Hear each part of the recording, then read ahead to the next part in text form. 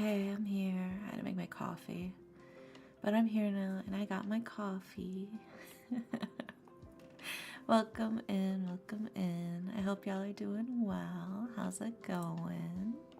What's poppin'? Let's see who took my first today. First was taken by Ren. Thank you so much, Ren, for taking my first. It makes me very, very happy that you could be my first. Then Daily Pillows, we've got Jacob on YouTube. We've got Vortexiality, Ren, your lovely bunny, Drow, Zelfar, Jeremy's, Benny, Leonix, Asteria, Mitha. Also, Sunflower Donkey, thank you so much for the raid. Oh my gosh. I'm sorry I was making coffee while you were raiding me, but welcome in, welcome in. Thank you for the raid. I hope you're doing well. We also got Daily Pillow from Spicy Nugget and Sammy. Yeah. Hey, can I get a reading? If we have any slots open, it's through the point channel, the channel point redeem. Let me see, do we? We do still have some slots open, it looks like. At least one. It's not sold out yet. But yeah, it's 5 channel points to get a reading. Alright, let's see who we got in the queue so far. So far, we've got Zelfar with the general reading. Drow with the love reading. Benny with the general reading. Leonix with the love reading. We've got Nugget with the general reading. Yeah, that's the current queue so far. Yeah, so we got plenty of slots. But yeah, I hope you guys have been doing well. I guess it's just me that's having weird issues with Twitch. That's why I was like late. I was trying to like load up twitch.tv and it just was not loading for me. And I tried going to like my page directly and then I tried going to just the Twitch page, just like the home page. It just wouldn't load. So I just had to go to like my stream manager, like a creator dashboard. But the home for the creator dashboard doesn't load, but the stream manager does. So, I don't know. I guess none of y'all are having any issues with it though. It's just me, but I'm glad I got that resolved. Twitch is acting weird. Yeah, I don't know. It was so strange. But it is what it is. How's it going? It's going pretty good.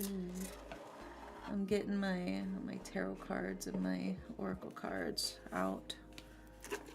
Oh, I can't type the number 2 on my keyboard. Also, I have a question. What's your question? I'm listening. Yeah, I finished that VTuber model. I finished that VTuber model literally this morning before I went to bed. So I'm so glad that I finished it.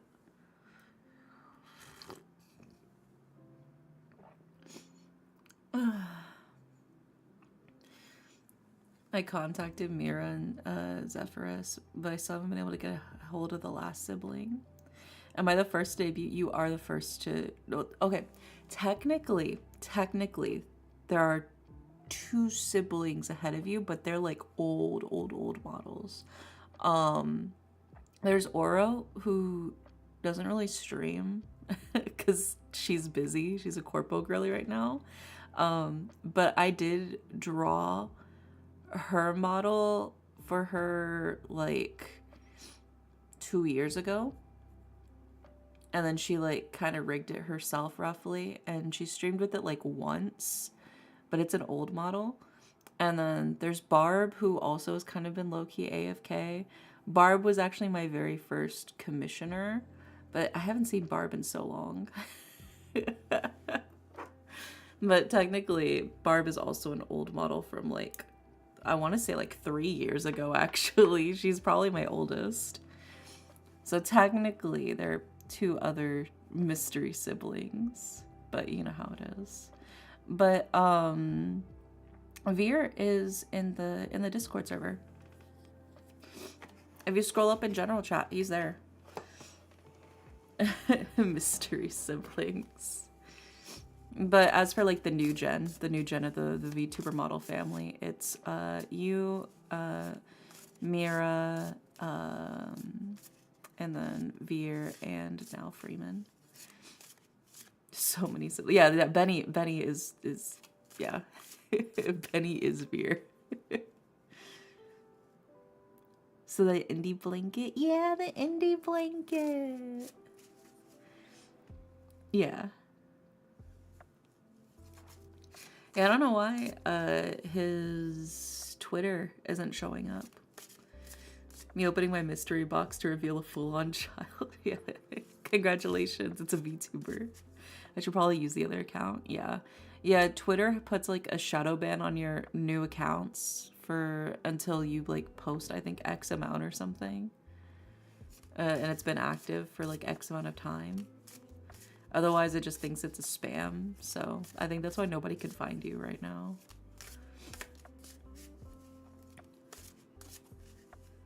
X amount, yeah.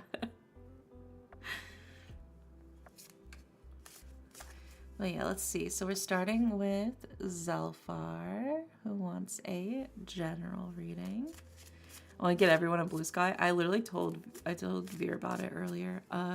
They just made a Blue Sky account like this morning. So hi princess, welcome in. If you would like a tarot reading, it's a redeem. It's a channel point redeem. You made a banner. Oh my gosh, that's so cute. I'm so glad. Glad y'all are having fun getting to chat with each other. Now let's see what we got for Zelfar's general reading. But yeah, everybody should actually be in the Discord server. I don't think Freeman is active in my server. He might be. Actually, I don't know if Freeman is in my server. He might be. Hold on. Let me double check before I say that he is. I don't know if he is. I'm in several servers with him, but I don't know if my server is one of them. Oh, he is. He is. He is in my server. Okay. Good to know. The only reason I even have a Twitter is just to support you, Oka, and one other friend. Oh, I appreciate it. No, it's so funny. Whenever I see John retweets my stuff, I'm like, oh my god, John logged on to Twitter just for me. It was a high five. Welcome in. Yeah, I even noticed Freeman profile picture. Yeah, he changed his profile picture to the new model. It's very exciting. I'm very proud. I'm very proud. I made him very sexy. He could thirst trap with this model if he wanted to. I don't think he will because he's a goofy goober. But, you know, the option is there if he so chooses. I was like, wait a minute, this is your drawing. Yeah, just like whenever I was drawing, you're like, wait a minute, this model looks like Freeman. Gave him abs you can grate cheese on. Yeah. It's like, oh my god, it's like we're at Olive Garden and then the waiter comes up and he says, just tell me when to stop. And he starts grating cheese on top of Freeman's abs and we're just all staring. He's like, you can tell me anytime, just tell me when to stop. And you're just, keep going.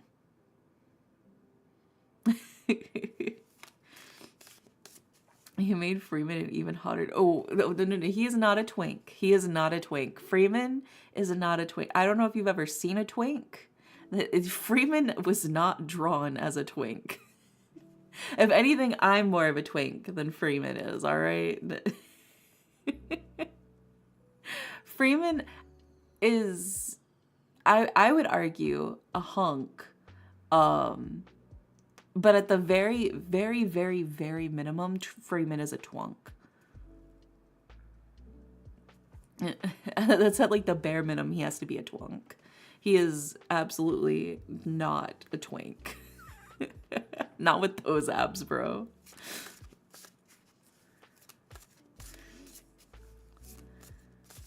I get that from his voice and his old PNG. I haven't seen the new model. It's on my Twitter. If you want to see it, it's on my Twitter.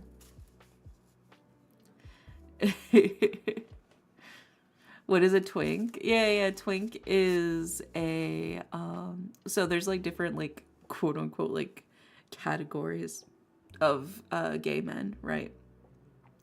Twink is like the usually like the skinny, very delicate sort of like man. You know, sometimes more feminine, not always. Doesn't always have to, but it's definitely like the more like thin sort of build, very slim build is usually like a twink. Versus a twunk, which is a twink and a hunk, and you know a hunk is a buff boy, you know.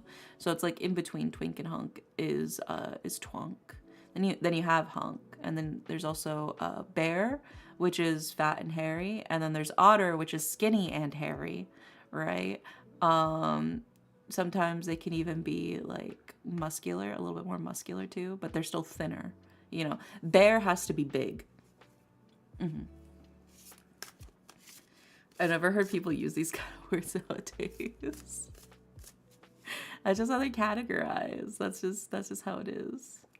How would you describe me? You're a twink. Then we got himbos. Well, himbo is like a personality, right? Himbo is a personality plus an appearance, versus hunk, which is just purely appearance, right? Himbos are pretty but not bright, yeah. I'm glad we can cover this, yeah. But yeah, all himbos are hunks, but not all hunks are himbos, you know?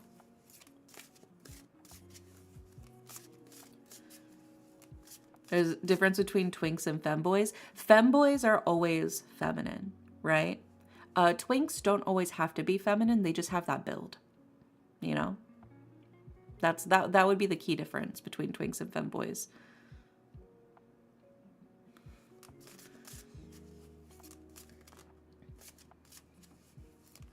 So you could have the body type of a femboy, but still dress, you know, masculine or whatever. And you would just be a twink, right? Like I said, not all twinks have to be feminine. All femboys, I mean, femme is in the name, so obviously femboys would be femme. Takes notes. Twink, yeah, femboys are twinks, but all twinks are femboys. Yeah, it's another reverse of like the himbo and hunk thing. It's a subgenre. Also, so I can wish everyone a Merry Christmas. Yeah, Merry Christmas. We will be streaming on Christmas, actually, by the way.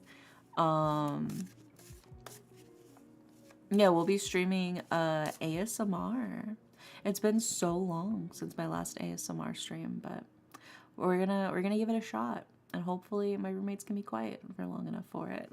Also, Kai, welcome in. Hi, Kitty Kai. Hope you're doing well. But yeah, so that's why I moved tarot to today instead of Thursday, because I wanted to do ASMR on Thursday. And I know, you know, how much you guys love the tarot, so I didn't want to just ignore tarot.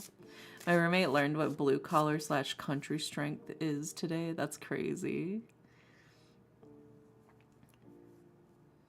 I don't see, it's Mira, M-I-R-A. You love the new ASMR? I'm so glad. I'm so glad you like the new ASMR.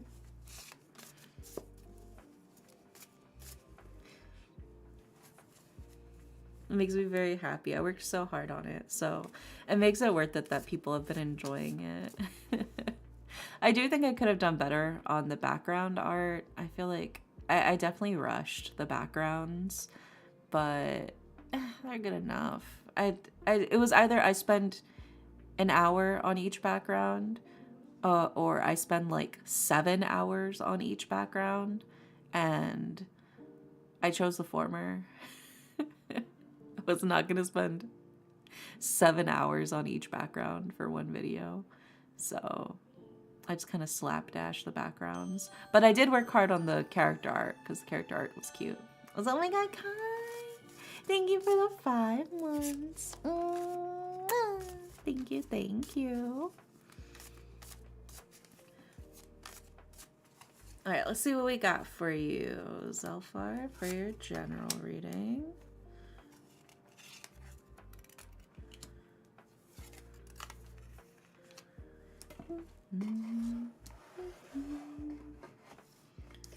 Let's also grab your oracle card.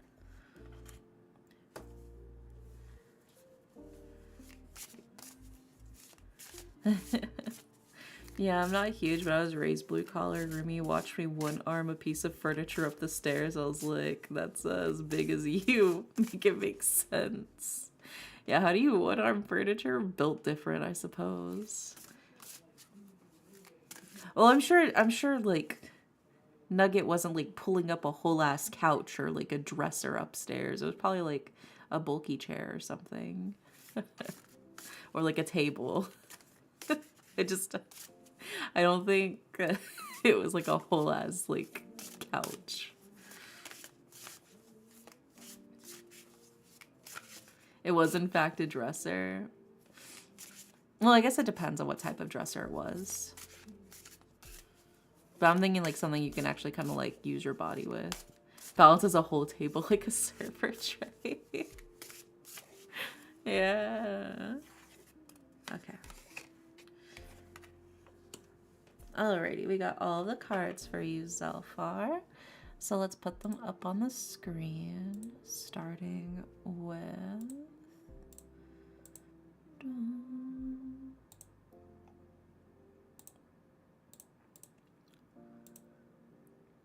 Nugget be carrying a fridge on both arms, yeah. And then the third card is... Thank you for the lurk, Sammy. Hope you have a good nap. Sweet dreams. There we go. Alrighty.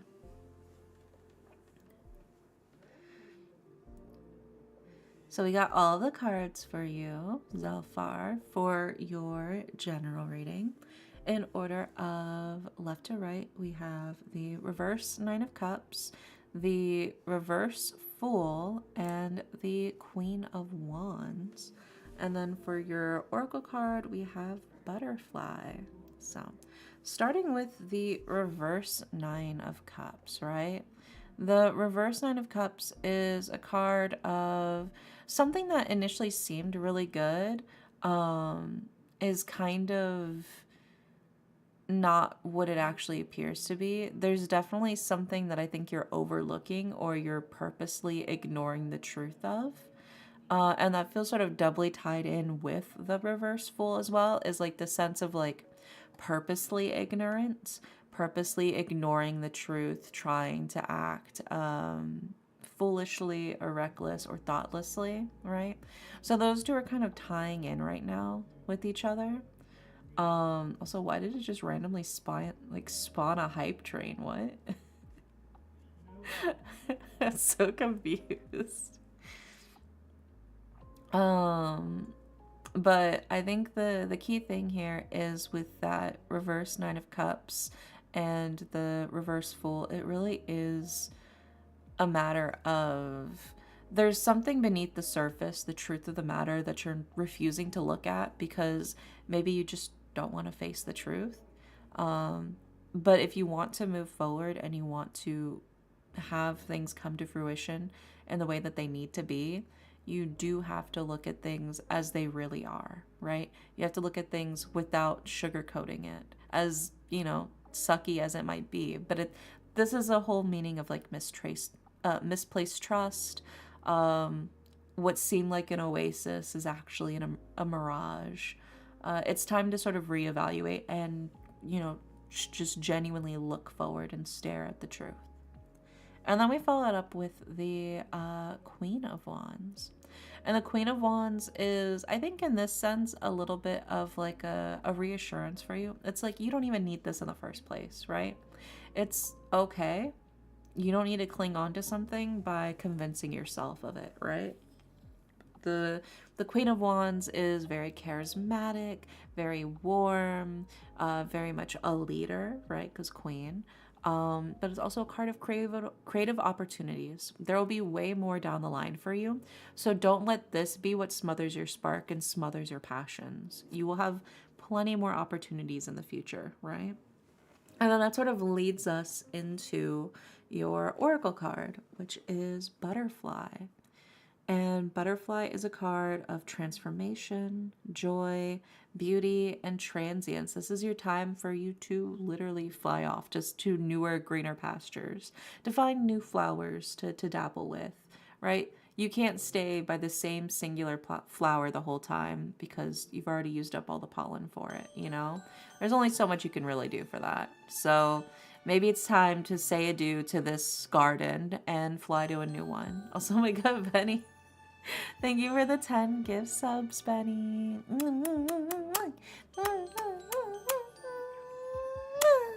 Thank you, thank you.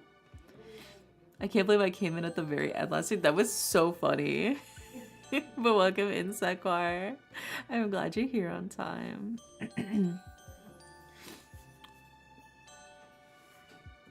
Yeah. Welcome in. Also, I see you on YouTube, Wasana. Currently, our queue is through Twitch. So, if you would like a tarot reading, that is through Twitch.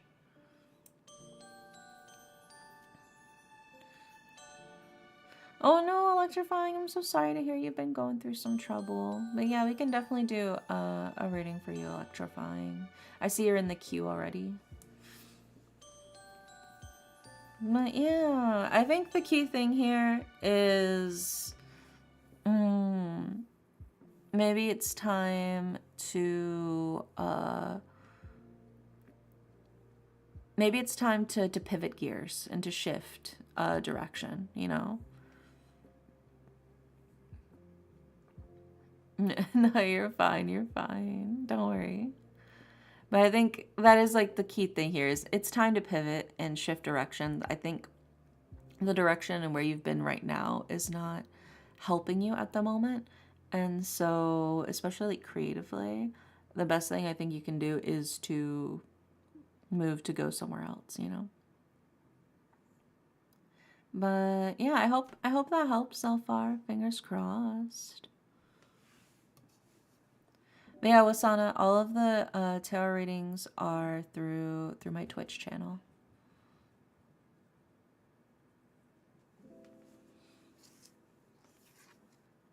What about Butterfly? Butterfly is a card of transformation, joy, beauty, and transience. Like I said, this is your chance to fly off to greener pastures. This is your chance for you to go into a different direction.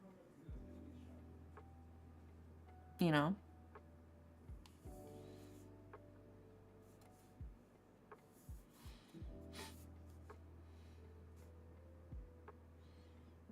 Also, Wasana, I understand exes can be difficult. I'm going to tell you right now, though, there's a reason y'all are exes. It's not worth trying to get together with him. I can tell you right now, you can easily find somebody better. You don't need to end up with your ex-boyfriend Nipun. Fuck Nipun. You can get somebody way better than him.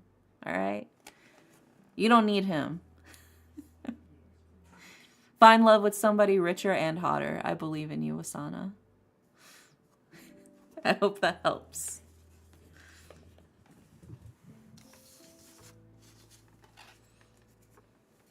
Right, sorry, my mind was fuzzy for a second. Yeah, but I mean, you can think of butterfly as well as like cocoon.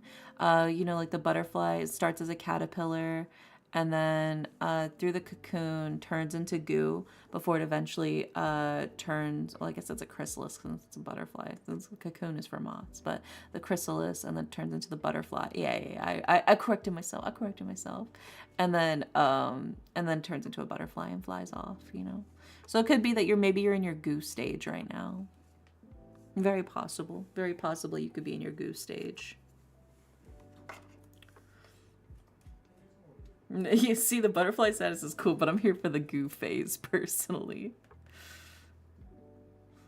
Yeah, if you want to DM me about it, you can. if you want to talk to me about it, for sure, Zelfar.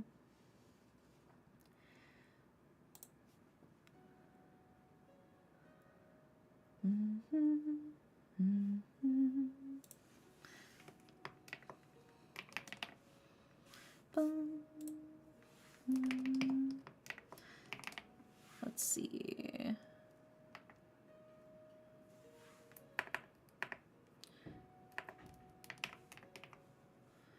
You know, I don't think Plum Blossom Pup is in my Discord server. I'm in other Discord servers. I think, honestly, Zelfar, because I just saw your DM. I think, yeah. Because the thing is especially now in like the current climate, it is basically impossible to actually build up hype through like model reveals unless you're already popular, unfortunately. So unless you're already getting like mad reach, it's not really worth it. But if in terms of like story stuff, you know, I think it would be cool for you to finish the whole series. But I think rather than waiting to show it off, just go ahead and show it off, and then just show off the new cards as you get them until you wrap it up. Yeah, yeah. It's really difficult. I mean, even I didn't really have like a whole crazy reveal thing either for my model. I just, you know, I just did it. I was like, anyway, here's a stream. Here's the first 15 minutes of my stream is me showing off the model.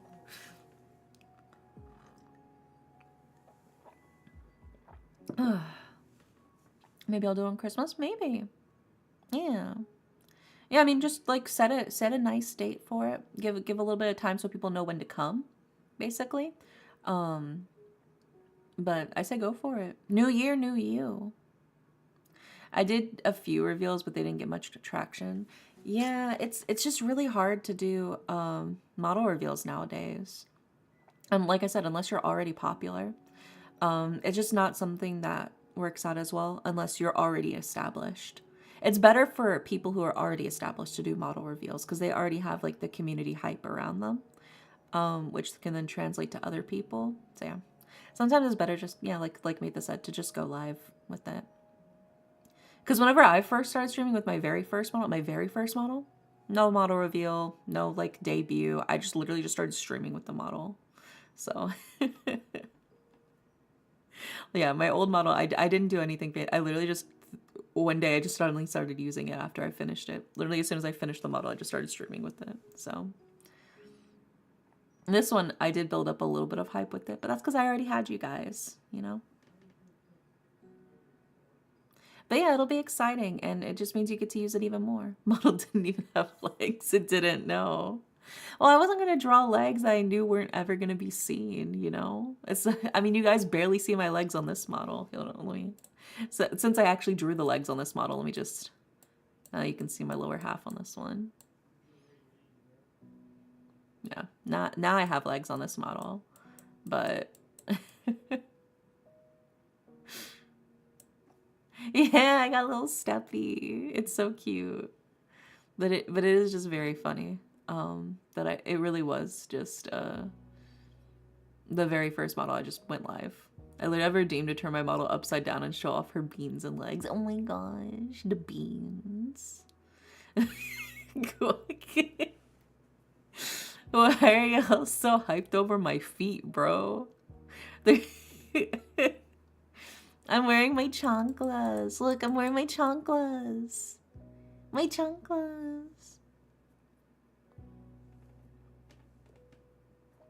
Mama. Okay, we'll put those back down.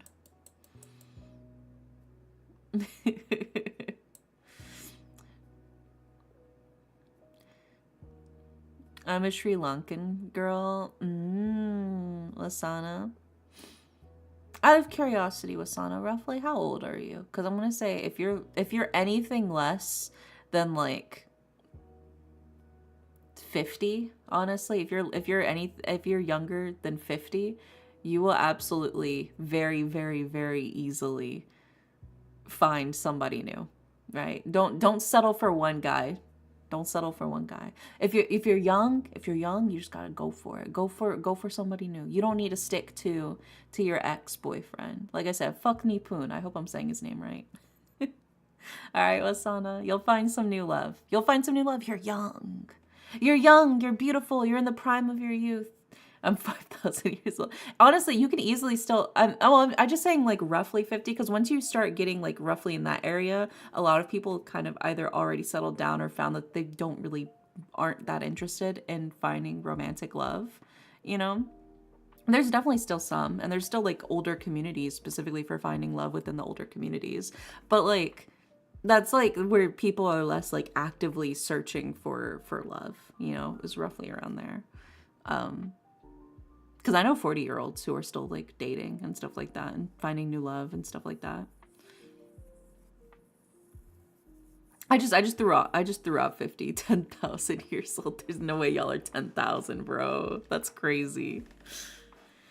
I did. I put the grippers away. I put them away. They're locked in. They're locked away. But yeah, don't stress over one man, Wasana. Don't stress over one man. There's no way he's that good. I'm gonna be so real with you, Wasana. There's no way that he was that good. All right. You can easily find love with somebody else. Maybe I am in my lore, you don't know. Well, I'm 229 in my lore, so but yeah. You'll find somebody better, Wasana. You're young, you'll find new love. You don't need to stick with him. He's your ex for a reason, Wasana. All right? There's no way he's that good. It's the dollar store. How good could he be? It's the dollar store. How good could it be? All right, next up is Drow, and Drow wants a love reading. Ooh. So let's see what we got for you, Drow. Yeah, it's the dollar store, the good kush.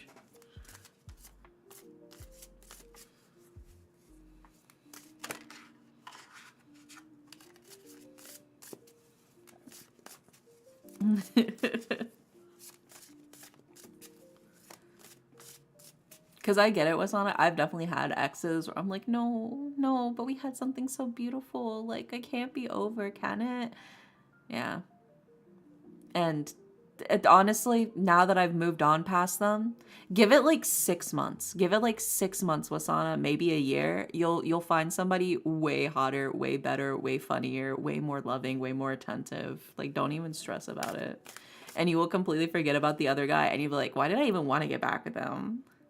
Don't let the breakup desire get you back together. Don't text your ex. Don't message your ex. You don't need him. All right? It's over. You're better than him. This is your chance for a glow up. That's when women shine the brightest. That's when women look their most beautiful, is 6 months after a breakup. 6 months after a breakup, they get a new haircut. They start doing their makeup even prettier. They start dressing up even cuter. That's when women look their most beautiful, is after a breakup. So you're only gonna shine brighter, Wasana. You don't need him.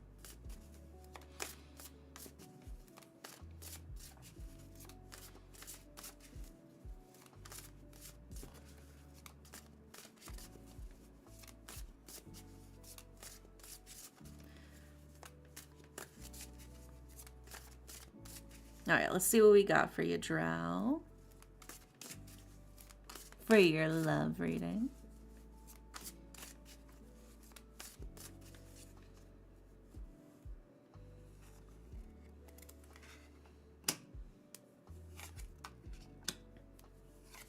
Oh, wow, Drow, you got lots of stuff happening in yours.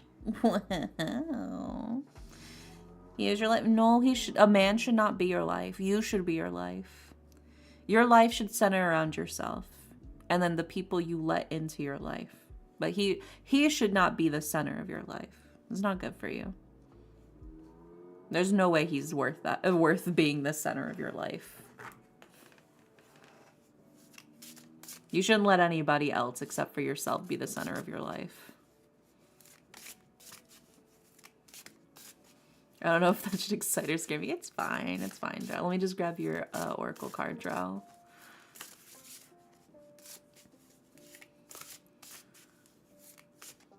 Unless it's a pet. Yeah, if it's like a kitty cat or a puppy dog, yeah, we'll allow it. My cats are the center of my life. I'll allow it. I'll allow it.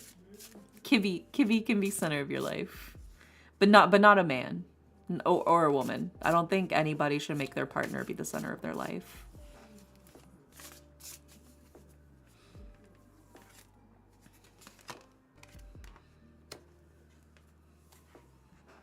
Because at the end of the day, you're your own person. Okay. All right, we got all the cards for you, Drow. So let's put them up on the screen, starting with... Fixed it now? Yeah, I'm glad it's all fixed now. And then next up, we've got...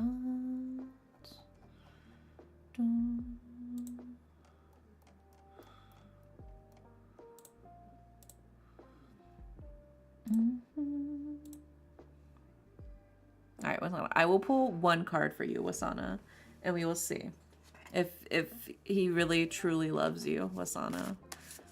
I will pull one card for you really quick. Let's see what we got.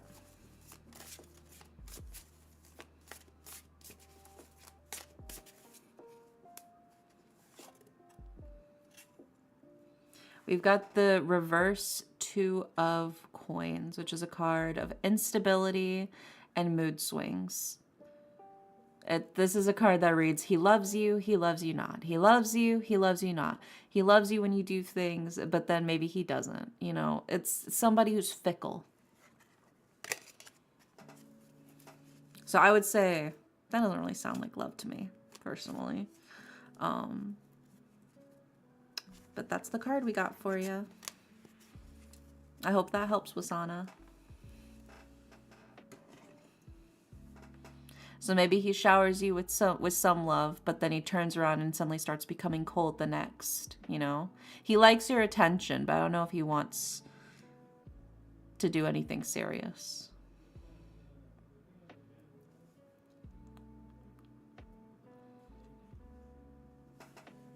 Okay. Well, don't put... Well, they're already exes. They're already exes, Leonix. There's no way. What's up? Hi, Rari-chan. Welcome in. Yeah, there you go. I hope that helps, Wasana. Dump him again.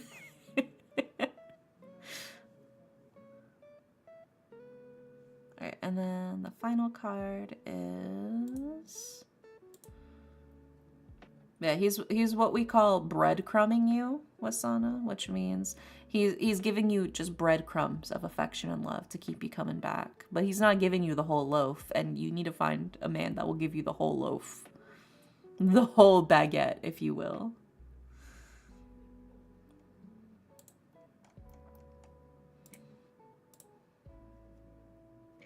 There we go. All right, we got all of the cards for you, Drow, for your love reading.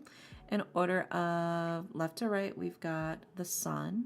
We have the reverse, the World, and the reverse 8 of Cups. And then we've got, for your Oracle card, Autumn. So we'll go ahead and start breaking these down for you, starting with the Sun, right? The Sun is warmth and light and life. It's optimism, it's joy. It feels like when it comes to love, you're feeling sunny, you're feeling bright, you're feeling warm. You're like, the world is full of love and opportunity and chance. I'm sure I'll find someone. And then you immediately get hit with this reverse World card, which is kind of like a card of basically The journey's not really over. Maybe you're feeling like you're stagnating. You're feeling like you're not moving forward in the direction you wanted to go in. Maybe you just feel like, how do I even find love? How do I even find a new person for me, right? I feel kind of stuck in my ways. I'm not sure maybe the dating scene is spooking you out a little bit. That's kind of what it feels like a little bit. But we do also follow it up with the reverse Eight of Cups. And the reverse Eight of Cups is kind of like a card of reassurance in this case. Because the Eight of Cups is like, there's nobody and nothing tying you down right now. So don't stress. This is your chance for you to just explore, have fun, no strings attached, to just see what it is you like and what it is you want, right? There is no real obligations that you have to other people right now because you're not currently committed to anybody. So now's your chance to flirt with people. Now's your chance to have fun. Now's your chance to slut it up a little bit. But regardless, this is your chance for you to explore, maybe your own sexuality. This is your chance for you to explore your own kinks. This is your chance for you to explore the type of relationship dynamics that you like. There's nothing holding you down, tying you down. So you should have fun with it. See what it is that brings you joy. Because like I said, nothing's keeping you tied in place. So now's your chance to see what it is you like and what it is you don't like. Slut it up seems to be the theme the cards have for me. They're saying go for it. Like don't feel confined. Don't feel like you have to be a very specific way. Be your true, most authentic self and experience what it is that makes you feel that way, right? It doesn't necessarily have to be slutted up. I mean, I just interpret it that way, but have fun, be open to the world around you and what it is that brings you joy, right? And then that sort of leads us into your oracle card, which is Autumn, which is a card of bounty and balance, right? Autumn, fall is the season of harvest. This is a chance for you to reap in all of the delicious fruits and vegetables that are ripe for the picking. They've had all spring and summer to grow, and you got to pluck them now before winter comes so you can have plenty of warmth and plenty of food and plenty of storage for the colder months. So basically, TLDR for you, Drow. The cards are saying, who are you doing this for? You're doing it for yourself. So have fun. Explore yourself, right? Because you're not in a committed relationship with anybody right now, now is your chance for you to learn more about things about yourself that maybe you never got the opportunity to learn about before when you were in a committed relationship. Flirt with people, have fun. Like I said, explore kinks, explore sexuality, explore all the things that make you happy, relationship dynamics. Try a bunch of stuff out. See if you like something, see if you don't like something, right? Take note. This is your chance. And harvest those delicious fruits and vegetables.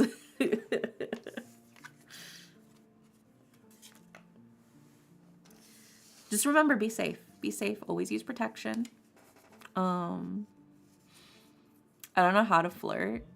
You just I mean, it's definitely a skill. It's definitely a skill that you learn, but it's definitely one that you learn with other people, right? But you just truthfully, the easiest way to flirt is just to say nice things to other people. Say nice things to other people. Just be like, wow, I think you're really funny. You always make me so happy. I feel like I can always laugh when I'm with you. That's flirting. And all you did was just tell the truth.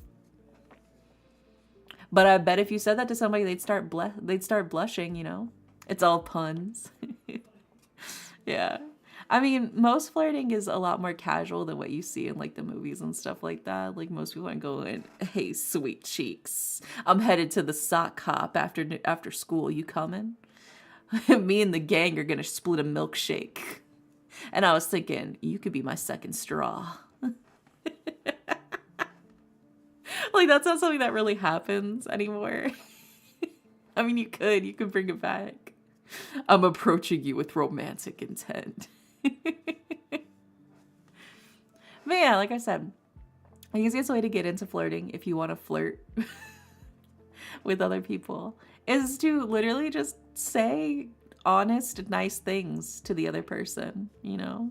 Back in my day, it was like 40 guys to one milkshake. But yeah, I think the key thing here... No, Leonix, do not say that. I'm going to say that's not how you flirt. That's not how you flirt, Leonix. You can't go up to someone and be like, hey, what's up, baby girl? You look like you got some suckable toes.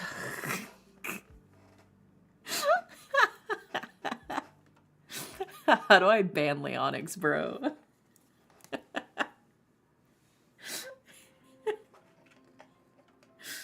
But why when I say nice things is your first thought feet, bro?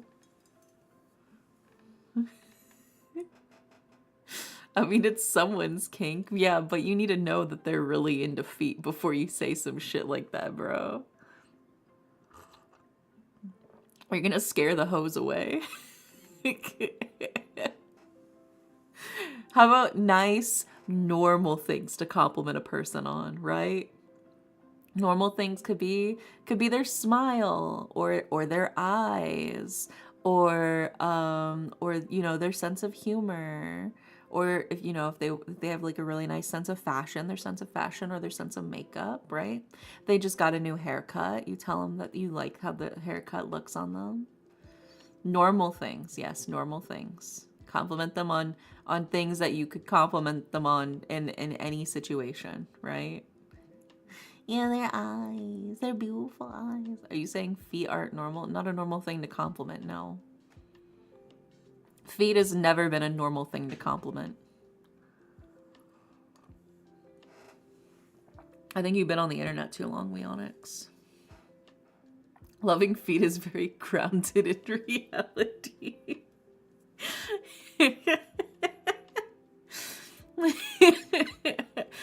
You know what? Maybe you're right, Kitty Cat. I think you got a leg to stand on there. I think you got me. Yeah. All right, all right. Next up, we've got Benny, and Benny wants a general reading. Thanks for the advice, Derek. I guess I still have a way to go with confidence, and that's probably holding me back. Yeah. I mean, it's totally cool. It takes practice. If you ever need a flirting partners, I'm sure the dreamers will always... We have a flirting zone in the Discord. If you just like want to go, hey, I need flirting practice in the flirting zone in the Discord, I'm sure somebody will come and give you some flirting practice. There you go. Now you guys know. And if you want a nice, safe, public place to practice flirting, there you go. That's what that's for. Well, that's just you know, it's a nice, safe, public place in case you don't want anything weird, you know, going on there. Oh my gosh. Oh my God, Benny. Benny, you sly dog, Benny. What's flirting? I just shake and turn red. When you say that, I'm picturing you like a tiny little chihuahua just like trembling as somebody gives you compliments. The flirting zone has the vibes of the blacklight section in a gift shop with fuzzy black velvet posters. You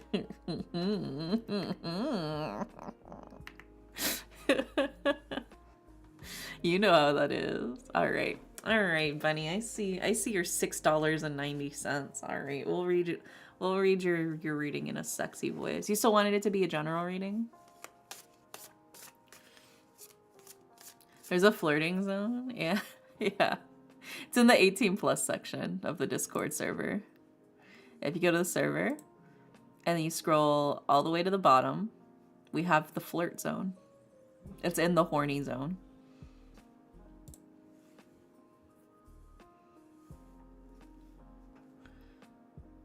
Just in case, you know. Also, hi, Misama-chan. Welcome in. So there you go. If you guys ever need a safe public place to flirt or practice your flirting. There's a horny zone. Yeah. We got the 18 plus chat, the 18 plus memes, 18 plus, what is it? Pics, art, yeah. Yeah, Jen, art, memes, the flirt zone. Because, I mean, we're an 18 plus community, so it's all 18 plus, but we keep all of the horny stuff in that section. It's all self-contained in that little area. That way the people who don't want to see that don't have to see it. I hope you're doing well today. Yeah, I am. I hope you're doing well today too, Misamu. Alright, let's see what we got for Benny's general reading. Also, hi, Lazy. Thank you for the hydrate. Yeah, no, in reality, I can't flirt. I just go red and basically have a panic attack. You just gotta keep it chill, you know? Keep it silly, keep it light, keep it fun, keep it silly. Don't worry too much about it. It takes practice, but you can get better at flirting. Everybody has the potential to get better at flirting. It is a skill that you develop because it's a communication skill. Also, hi, Izzy. Welcome in. Or Love Bug Blues. Hope you're doing well.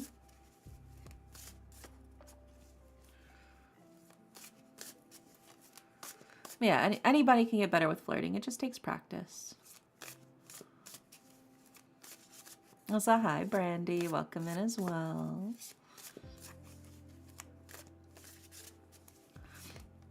Oh, Love Bug. All of our current queue is through Twitch chat. So our current tarot reading queue is through Twitch chat. All right, let's see what we got for you, Benny.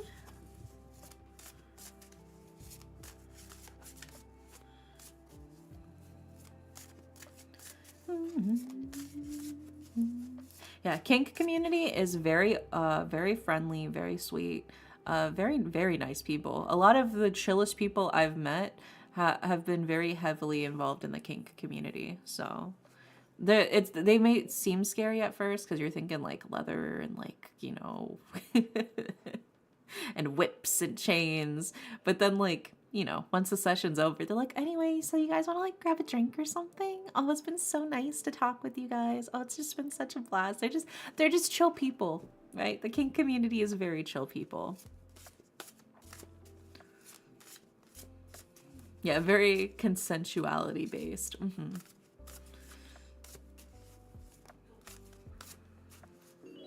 Oh, Sakura Sora, thank you for the follow. Welcome in. Hope you're doing well. I know a bit about the kink community. I have no idea how I get involved. It depends, I think. But there's usually like some like local things near you, depending on where you live. But also, yeah, FetLife, boards, forums, all that good stuff.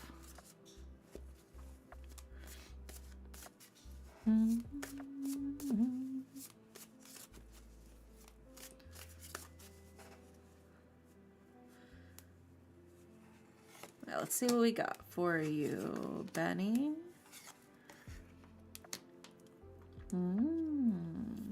Okay. And let's grab your oracle card.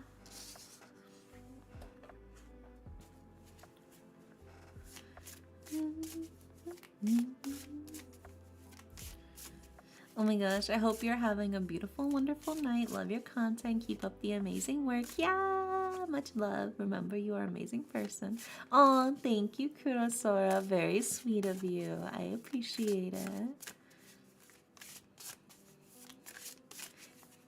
We got the last card for you.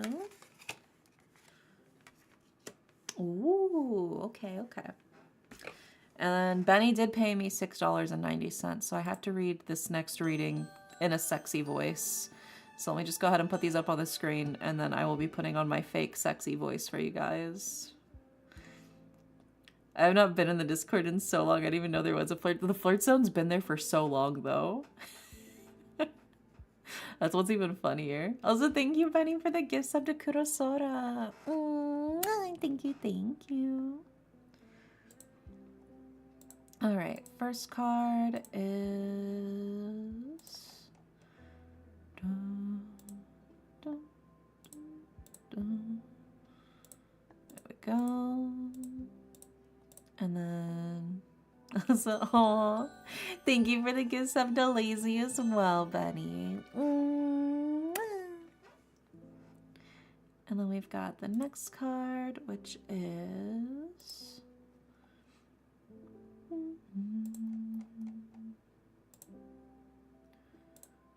There we go. And then the next card, which is...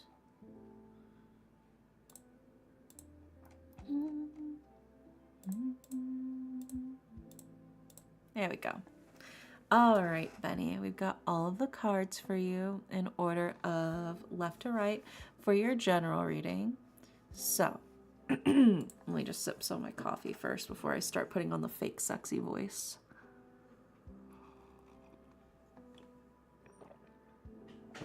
All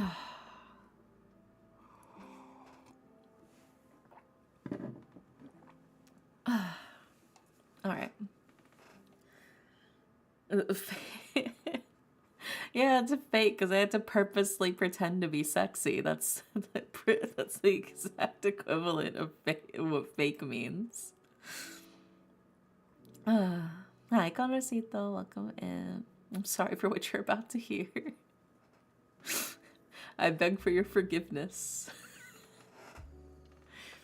So, Benny, in order of left to right for your general tarot reading, we've got the Seven of Swords, we have the Queen of Cups, and we have the reverse Page of Wands. Then for your Oracle card, we have Roots. So, we start with the Seven of Swords. And the Seven of Swords is somebody who's cunning, maybe even a little bit devious. Although, sometimes not all plans go, well, according to plan. This is also a card of foolishness. Maybe even ill-advised confidence. Maybe you're feeling a little bit cocky in the wrong way. But needless to say, this is a card warning you that there are knives around every corner. And that's not the kind of penetration you're looking for, is it? So, that leads us to the Queen of Cups. And the Queen of Cups is very much a card of dreamy, romantic energy. Somebody who's very artistic, very creative, who has a vision that they want to bring to life. There's somebody who wants to bring things to life with their own hands, to create and make things come anew with their own hands. We followed up as well with the reverse Page of Wands. And the reverse Page of Wands is somebody who is certainly a bit inexperienced, but what they lack in experience, they make up for in enthusiasm. But of course, enthusiasm can't make up for everything, and some opportunities may simply be lost. And as much as it may be a shame, you'll find better things in the future. Don't stress over lost opportunities just yet. There's still plenty more that the future holds for you. What matters most right now is actually your Oracle card, Roots, which is a card of healthy patterns and growth. This is your chance to really dig deep, deep down inside of you and plant the early patterns, the root network, if you will, for future success. You don't need to stress so much about what's going to happen right away because this is still your building period. You're still growing. You don't have to show it just yet.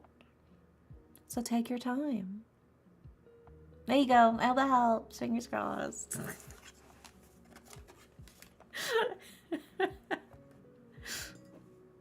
I'm in my building era. Oh my god, somebody call Bob the Builder, bro. Can he fix it? Yes, he can.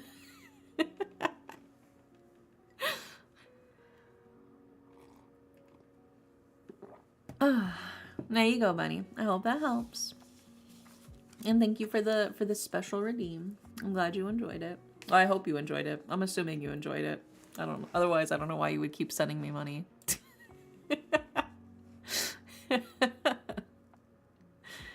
All right, next up we've got Leonix.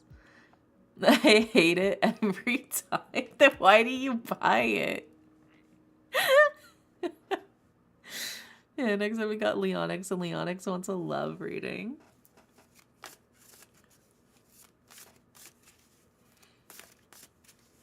Let's see what we got for you, Leonix.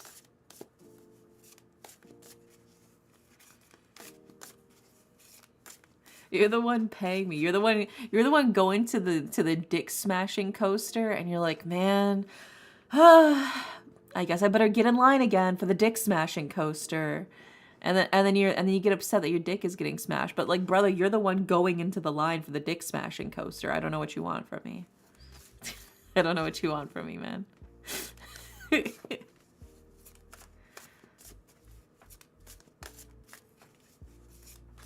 You're the one paying money for ticket for one for the dick smashing coaster. I work hard all week to be able to afford this. You're like, oh, 60 hours of back-breaking labor. Just so I'm forced to spend it on a ticket for one to the dick smashing coaster. Yet again, every week I do this song, this dance, and yet I can't seem to escape it. It's like, brother, just stop buying tickets to the dick smashing coaster.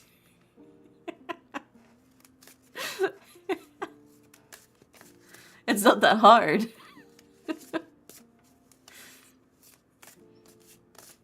It's like it's like that drill tweet or whatever where it's like food, like $700 and utilities $300 and rent like $1,700 and then dick smashing coaster tickets $3,000.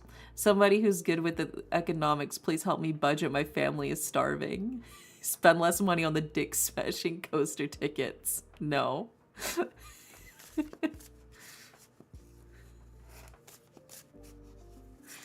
That's you.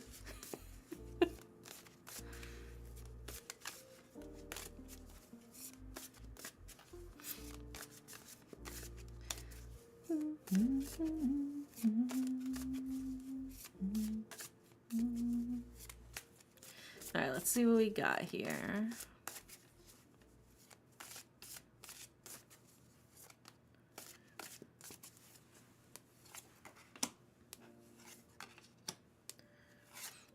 Oh, Leonix. Do you guys know what I'm talking about when I say the dick smashing coaster? Because I'm talking about a very specific thing.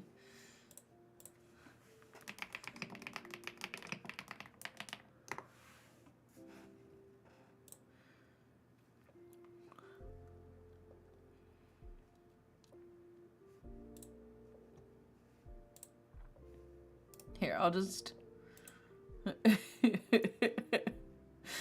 post it in the Discord.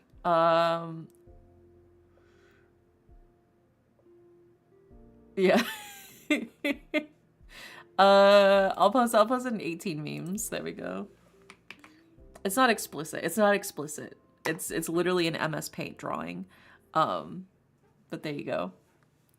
Now you guys know what I'm talking about when I say the dick smashing coaster. This is the exact thing I'm referencing.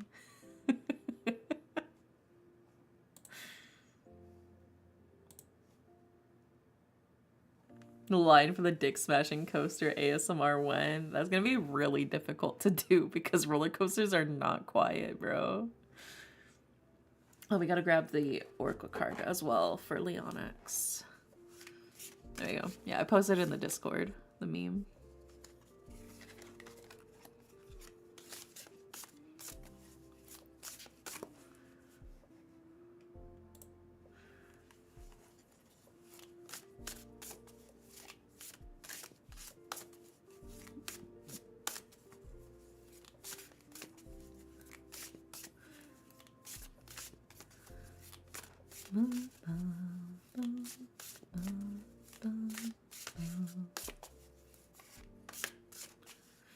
It's you whispering with the loud coaster sounds that makes you inaudible.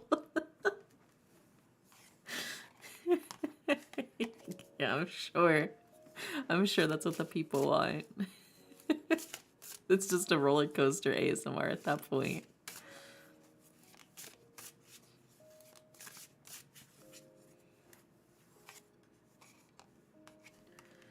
Okay. We got all the cards for you, Leonix, for your love reading. Let's go ahead and put them up on the screen, starting with... Oh my god, Kai over here summoning little Shimaderes.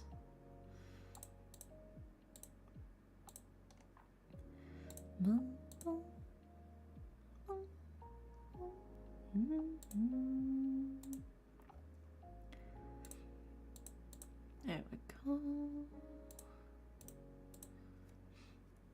I love them. Yeah, they're just little guys. They're just little fellas. They're having a good time. Could end with the big scream. That is not ASMR, bro. I don't want to tell you, nobody's gonna find that to be ASMR if somebody's just screaming in their ear in pain, you know, over said dick smashing. There's no way.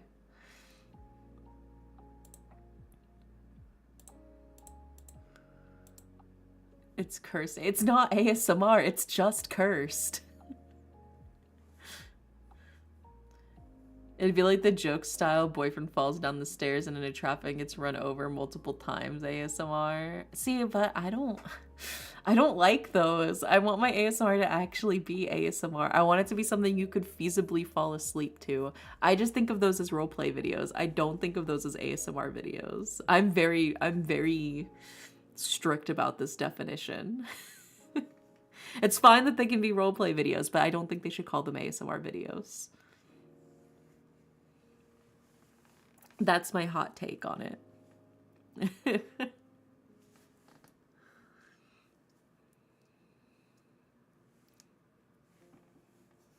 Okay, we got all of the cards for you, Leonix, for your love reading.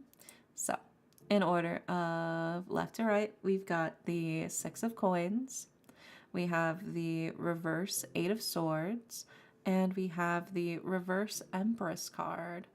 And then for your Oracle card, we have Oak Tree. You can make a dick smashing coaster roleplay video. Maybe. We'll see. I'm open to the possibility of making roleplay videos for dumb shit like that. The Empress is back. The Empress is back, but in reverse.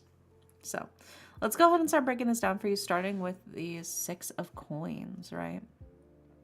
The Six of Coins is a card of the fruits of your labor, sort of like all of the time and effort and energy that you've been putting into things. It is going to pay off. You will experience the sweet fruits, your rewards, your just desserts for all of the things that you've been putting into everything.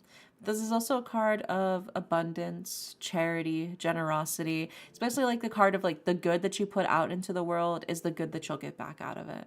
So don't stress too much about a lot of that.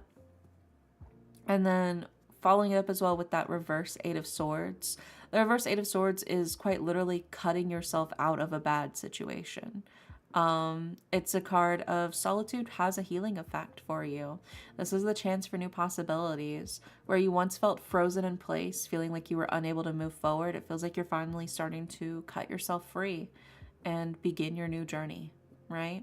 So don't stress too much if you're not moving at the pace that you want to, if you feel like things aren't going in the direction you were hoping. All of the good things, all of the seeds you've planted for hope and new beginnings have been planted and they will continue to grow.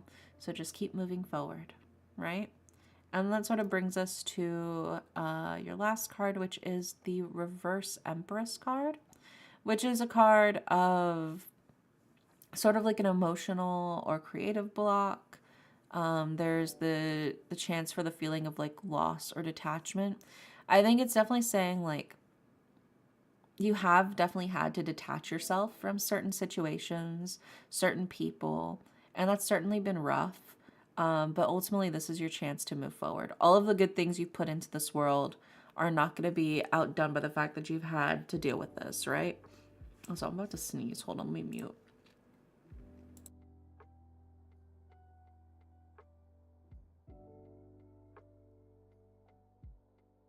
Okay. Okay, I sneezed. I'm good now. I'm good now. Ugh. Thank you. Yeah, I muted so you guys wouldn't hear me like sneezing really fucking loud into your ear. Uh, thank you, thank you, thank you for the blessies. But the cards definitely talk about like, yes, you, you definitely did unfortunately, I think, have to lose something, but it's not a loss that's like, how do I phrase this? It's like, yes, you had to lose them, but like it was for the best that you cut them out. That this is over now.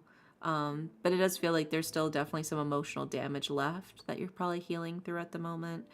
So take your time, slow and steady with it, as you heal up. But good things are coming to you. Good things are coming, and it feels like you are moving forward in a good and healthy way, right? And then that sort of brings us to your oracle card. I think this is a thing I have to do, not a thing I have done. Gotcha. Your oracle card is definitely a reassurance card for you because it's a card of power, courage, and strength. You have the oak tree, right? I think you're usually the person that other people tend to rely on. Somebody that you tend to lend other people strength.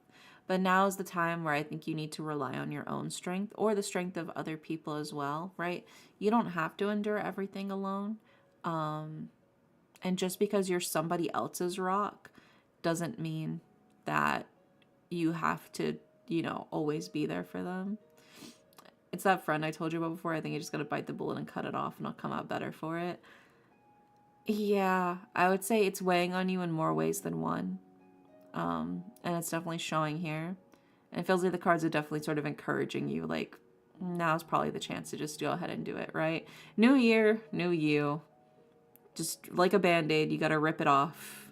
I don't think there's any delaying the inevitable when it comes to things like that. It's unfortunate, it sucks, but I think ultimately it probably is the best choice for you.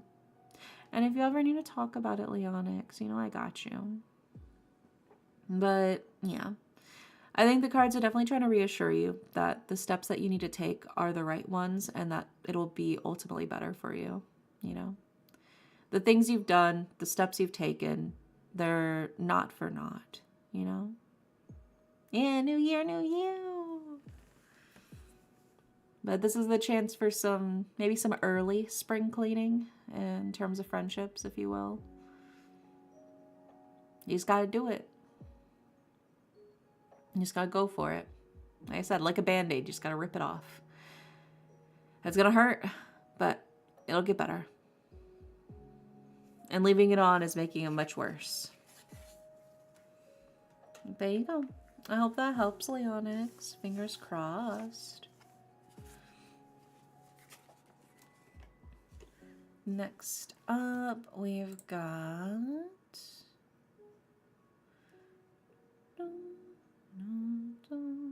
Next up is Nugget. And Nugget wants a general reading.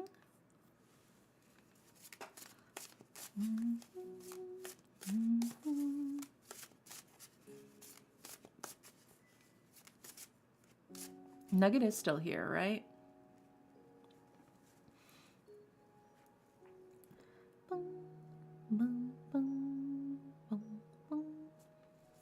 Is Nugget still here, or did Nugget go to bed already?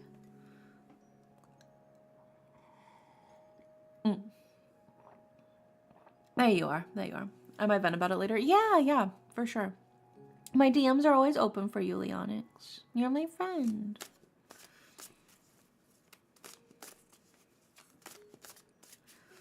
Okay, let's see what we got for you, Nugget. I'm waiting on my laundry. My work clothes aren't done drying yet. Oh, I gotcha, I gotcha. Well, let's see what we got for your general reading then, Nugget.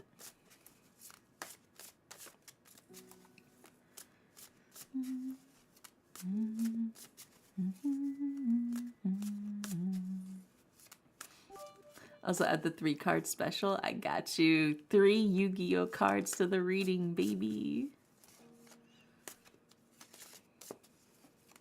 Also, thank you for the 500 biddies.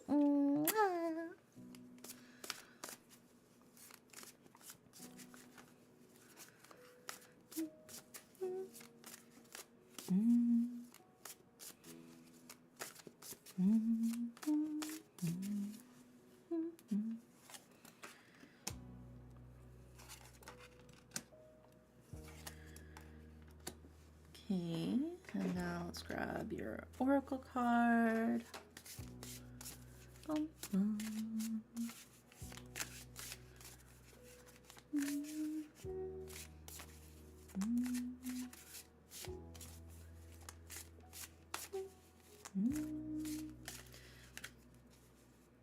Power may be out and temperature. Oh no, your power's out and it's getting colder. Oh no, you gotta be safe. Make sure you're bundled up properly. And surprisingly, putting newspapers over your window is a surprisingly good way of helping retain heat in your house when there's no power. It doesn't do a ton, but huddling up in a specific smaller room with as many blankets and pillows and people as possible is a great way to keep yourself warm. But you gotta be careful, okay? Make sure you stay nice and warm as best you can, okay? Take good care of yourself, Lazy.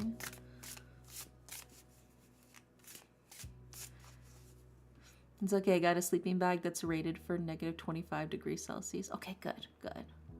Yeah, you gotta stay nice and cozy. Nice and toasty.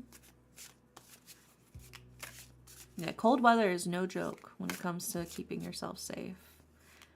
Especially when, you know, the temperatures, anything, I think it's below 60, or is it 50? I think it's, once you hit like 50 degrees, for an extended period of time without proper protection, you leave yourself open to potential hypothermia. That's when hypothermia has the chance to like start kicking in.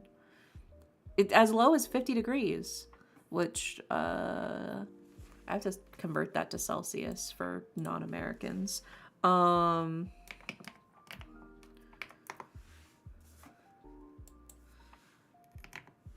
Like 10 degrees Celsius.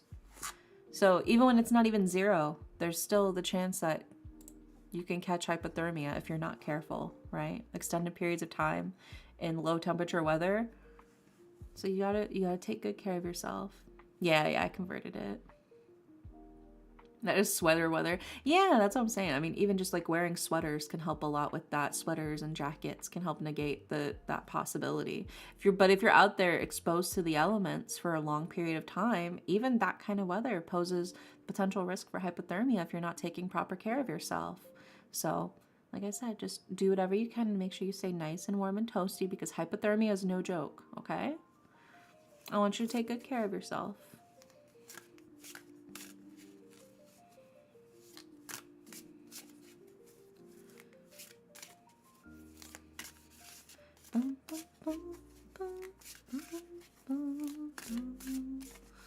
Yeah, you got it. And then let's grab the 3 Yu-Gi-Oh cards for you, Nugget.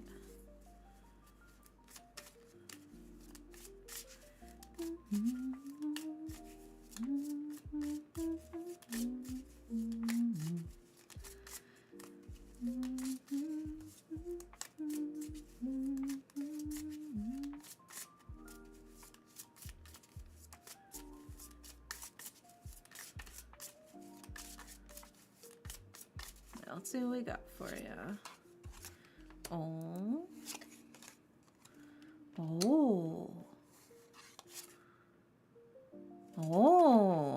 Okay.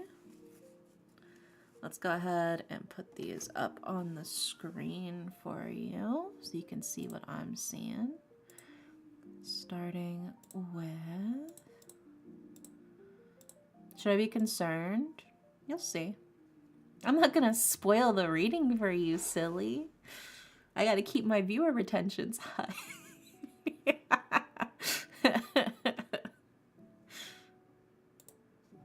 And then we've got... And then we've got...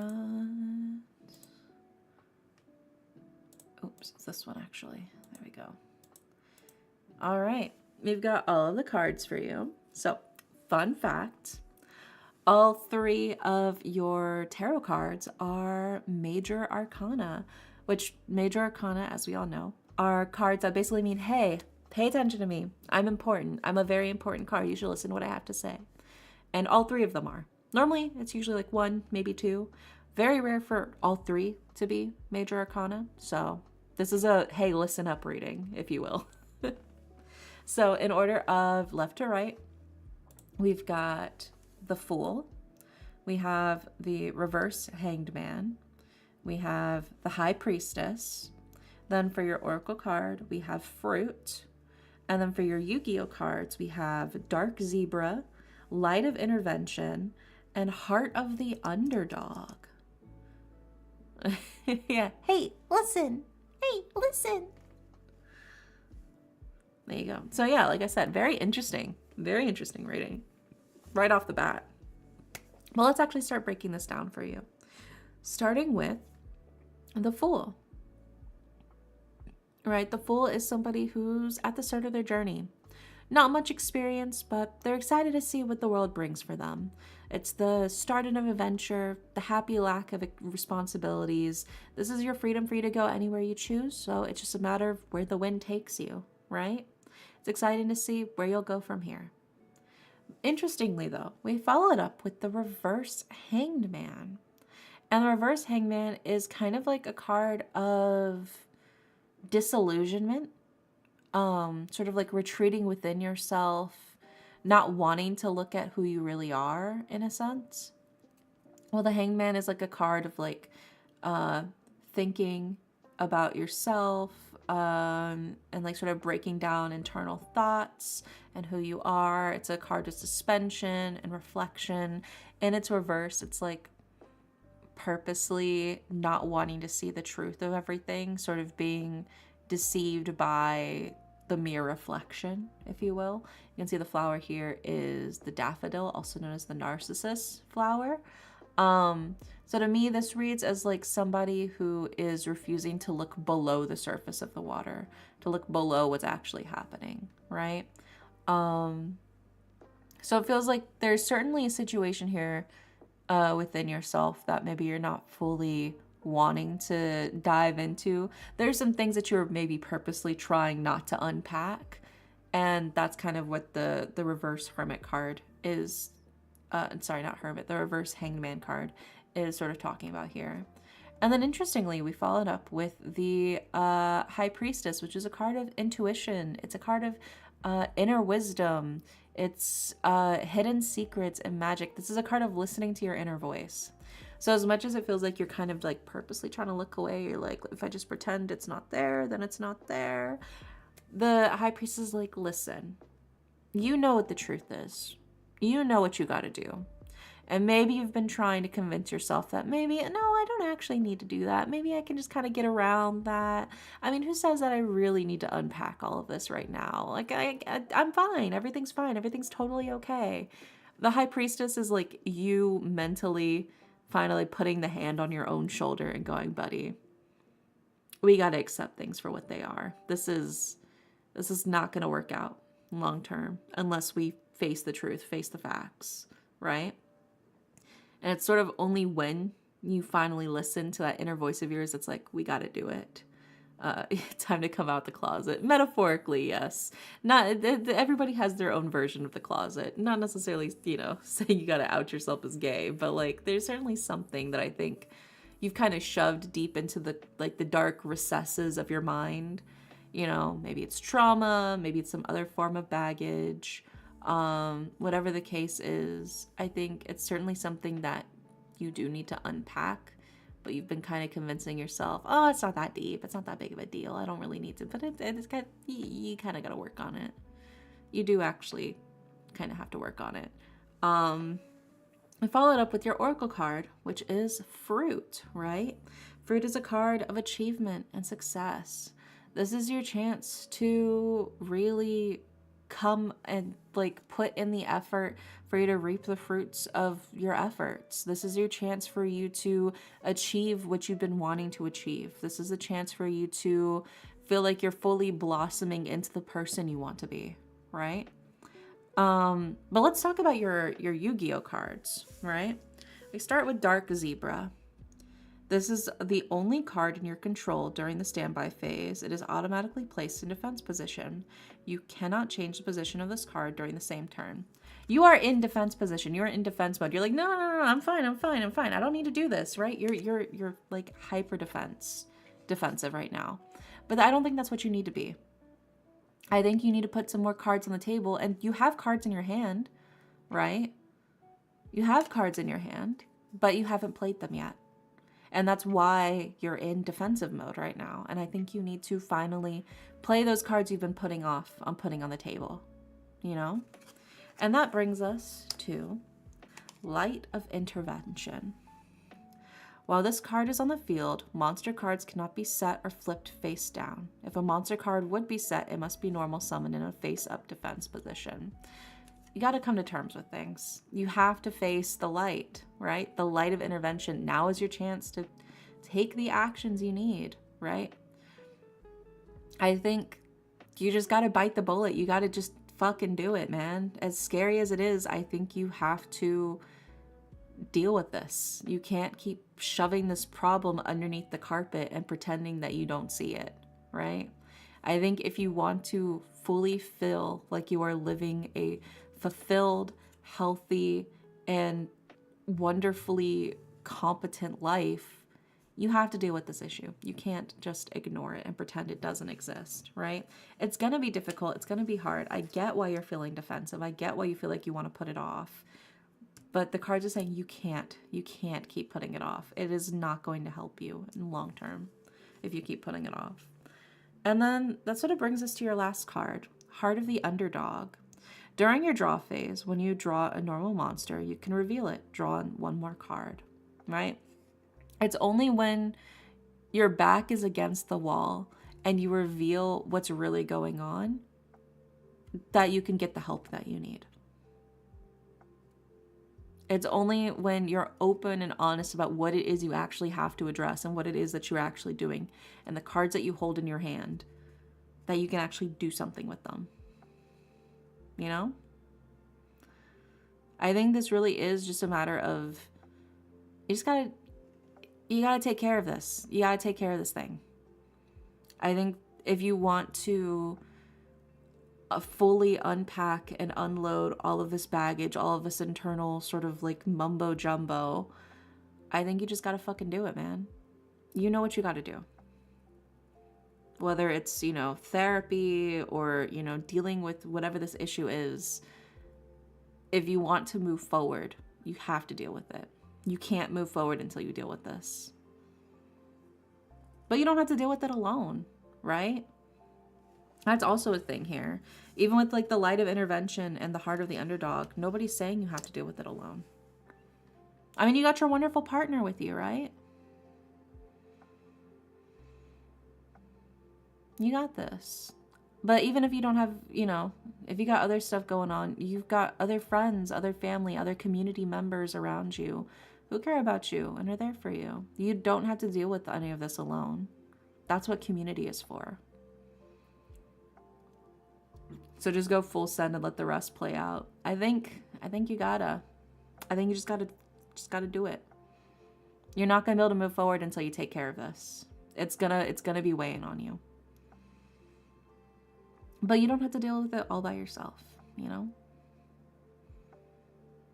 I mean, you've got this community, of course, but you've also got, friends that are in real life. You've got your family. Your family cares about you and loves you. You've got your partner, that you're crazy about. But you don't have to deal with it alone, but you still have to deal with it, And that's definitely what the cards are saying, is that you still have to deal with this. You can't ignore it anymore. Because disillusioned is a mood lately, and I've been getting my ass kicked by life. I'm sorry to hear that, man. It's really rough. I think a lot of people have been just really going through it, especially this year. People have just been really going through it. But like I said, that's what community's for. To sort of help you keep moving forward, even when the going gets rough. But hopefully when you take care of this, it'll be at least one less burden weighing down on your shoulders. It'll make your life just a little bit lighter, a little bit easier to take care of this. Whatever this thing may be, you know?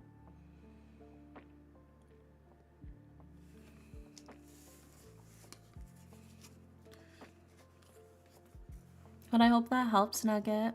Fingers crossed. Like I said, I know it's been difficult, but the sooner you take care of it, the sooner it'll get off of your chest, and the sooner you'll be able to breathe. Also, Diamate, thank you for the follow. Welcome in. Hope you're doing well. But yeah, there you go. I hope that helps, Nugget.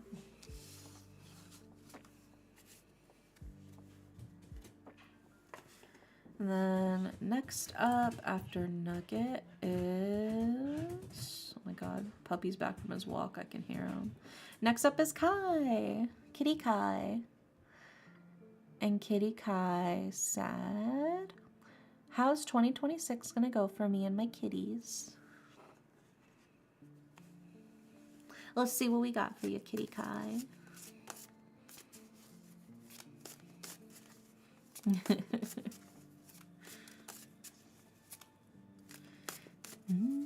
Can you switch to love? Yeah, we can switch it to a love reading for you. We can totally do that.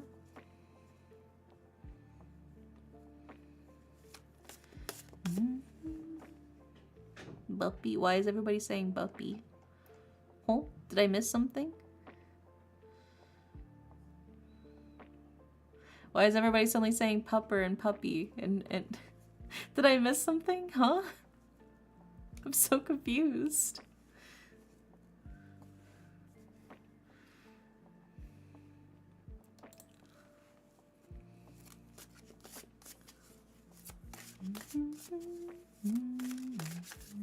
Alright, let's see what we got for you. You said puppy is back?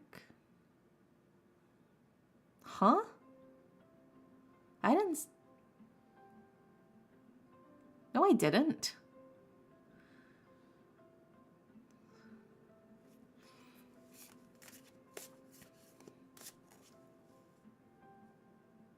Oh. Oh, yeah. Poe the doggo. Yeah, my roommate's dog. That's what it is. I was so confused. I was like, huh? Oh, yeah. Yeah, you said the puppy was back. You could hear him. Yeah, the doggo. So I was just so confused because it's been like a solid minute and I already moved on mentally. I was so confused why y'all were suddenly... I had already moved past that in my brain. Yeah, he just got back from his walk. He wears little sweaters whenever he goes outside because it's all chilly. So he's got a bunch of little knit sweaters that he wears. He's very handsome in his sweaters. And you try to I wasn't trying to gaslight you. I had mentally already moved on from that subject and I completely forgot about it.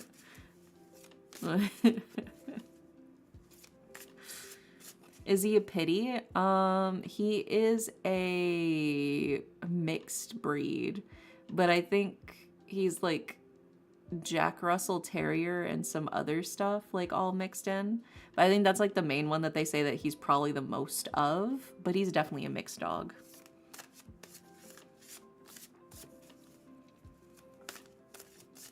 Yeah, he's a good boy. He's an old man, but he's a very sweet old man. He hardly ever barks. He mostly sleeps, but he loves his walks and he loves his dinner. The power came back on? Oh, I'm so glad. That's such a relief to hear. I'm glad to hear it.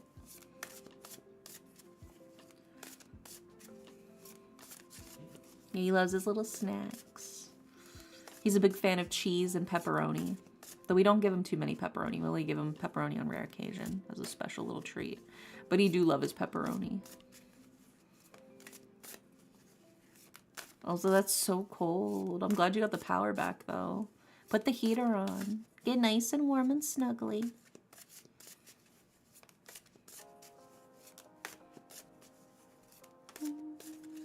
Yeah, the pepperoni. He's a big fan of pepperoni.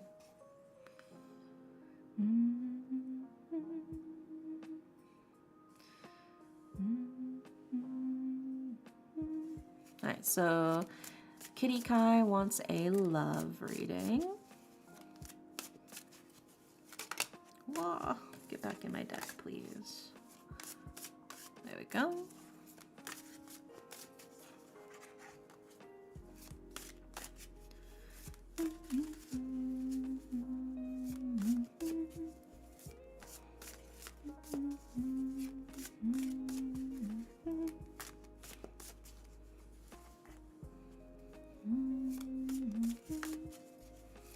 I'm still using my sleeping bag though, makes for a good comforter. Yeah, I'll keep you nice and snuggly.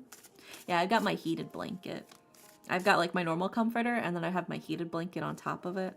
So it's got like a buffer in between it so I'm not like immediately right next to my heated blanket, so it spreads the warmth out more evenly. I love my heated blanket.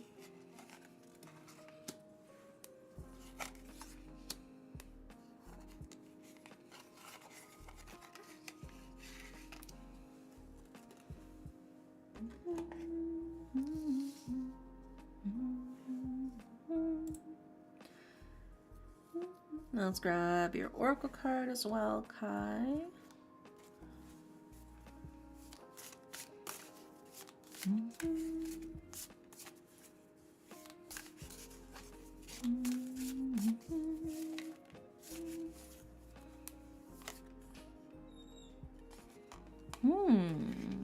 Okay.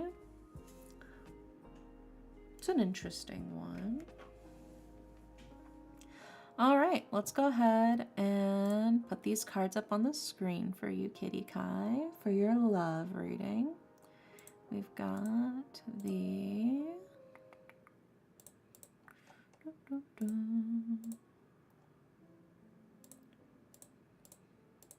And then we've got...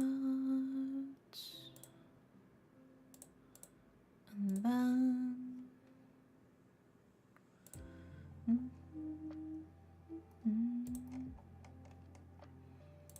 There we go. All right. We've got all of the cards for you. So in order of left to right, we've got the Page of Cups, we have the Emperor, and we have the World. And then for your Oracle card, we have Salt, which is a really interesting card to get in this reading. I'll jump more about that too. I'm also prepared for power outages in general. I have a jumper booster pack thingy that can also charge my phone. Oh, that's good. That's good. That's good. All the precautions. All the precautions. Yeah, let's go ahead and start breaking this down for you, starting with the Page of Cups, Kai.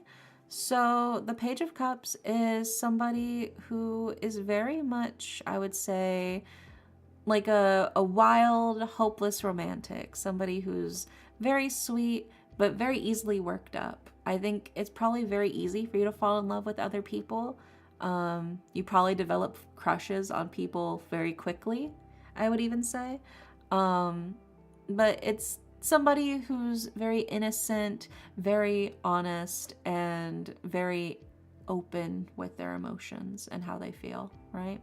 That's what the Page of Cups is. Cards calling me. We followed it up, though, interestingly, with the Emperor card, which makes me feel like the Emperor might be your current person that you're interested in. If you've got somebody that you're currently crushing on at the moment, the Emperor is somebody who's very much an organizer, a leader, a card. This is usually a card of like power and intelligence. Somebody who is very direct in how they want to move forward. I have no one. Oh. Well, maybe this might be the person that you find in the future. You got dumped at the start of the year. You want me to kill them for you? You want me to kill them for you, Kai? I'll do it for you. For free. I'll do it for you. I got you.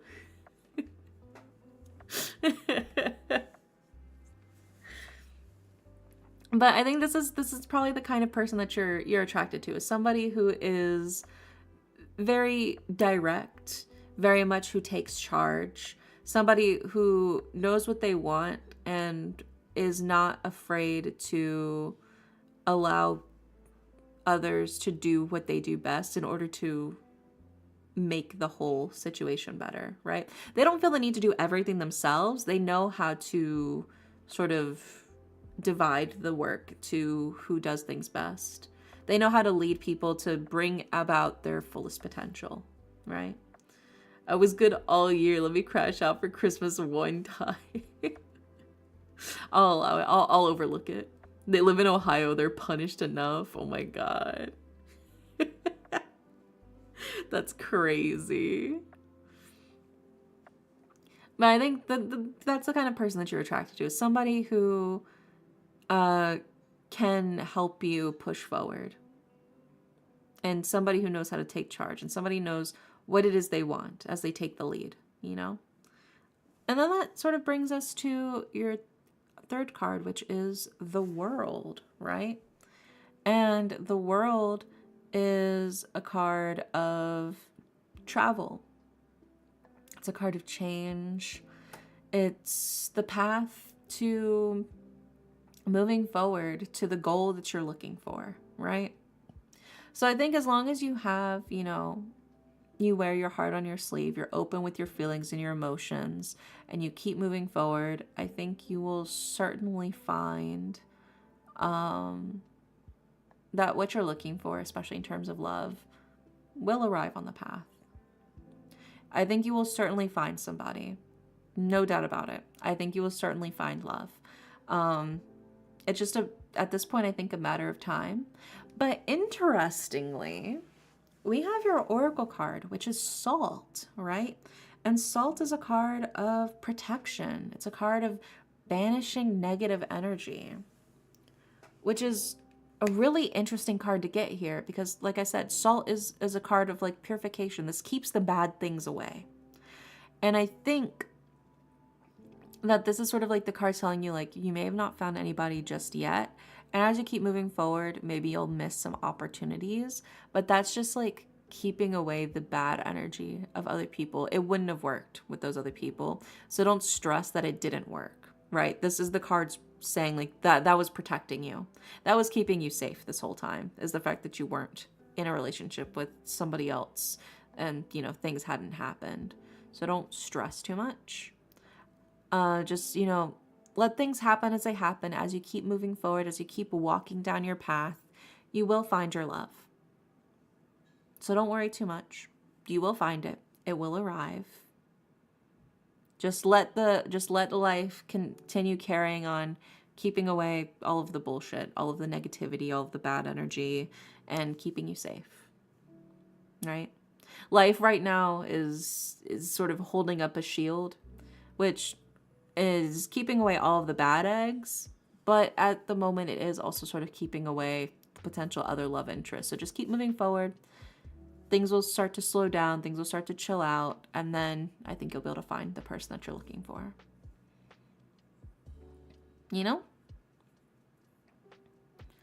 So it's for the best. It's for the best that it hasn't happened yet. It's been keeping you safe this whole time. But I would say, as long as you keep moving forward, you will find somebody. Like I said, it's interesting that we had the Salt card, right? The protection card. It is very much like this was probably for the best. Let the plot cook. It's not seasoned enough yet. Yeah, you gotta let it simmer a little longer, and then you'll be able to bring it in.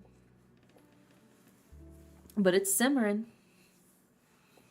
A little bit of salt, a little bit of pepper, a little bit of fresh thyme.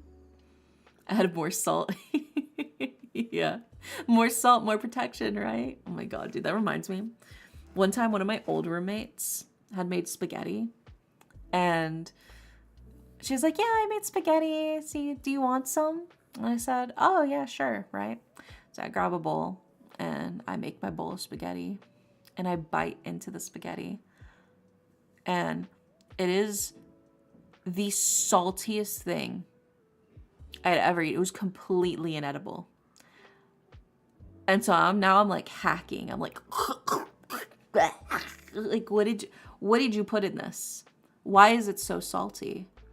And she went, oh, well, I read that you have to put in enough salt so it's as salty as the ocean.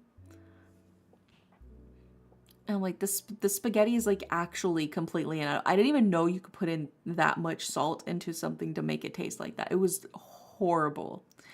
And I'm like, well, maybe the red sauce you made can still be saved. And turns out she put a ladle full of the pasta water, the heavily, painfully salted pasta water, into the spaghetti sauce, because that's normally what you do in like a lot of those recipes. They call for adding the spaghetti sauce, the pasta water into the spaghetti sauce, right?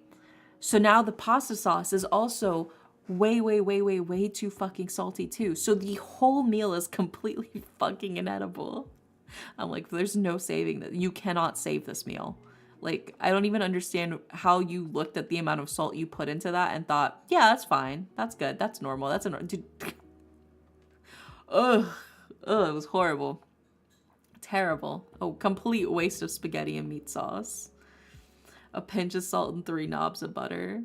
Well, like, you put in some salt into the water whenever you're salting the pasta water so you can cook it, right? And so you season the pasta with the salt as you're cooking it. That's one thing. I do that. I put salt in my pasta water. I put a decent amount.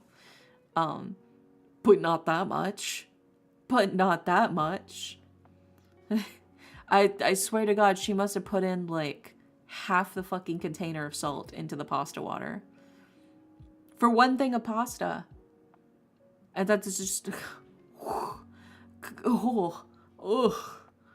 salted like the ocean. But it's like, have you even drank ocean water? Have you even tasted, even ocean water isn't that salty. Like, what are we doing? Salted like the Dead Sea, bro. It was bad. It was so bad. Never in my life had I ever had spaghetti and red sauce that was that bad. It was, I didn't even know you could fuck it up. I'm gonna be so real. I didn't know you could fuck up spaghetti and meat sauce until I had that meal. And then I was like, wow, there's a whole world out there. There's a whole world out there I wasn't privy to of people who just blatantly and insanely fuck up their cooking. Absolutely wild. So I was like, let me make this spaghetti this time. Let me have a crack at it.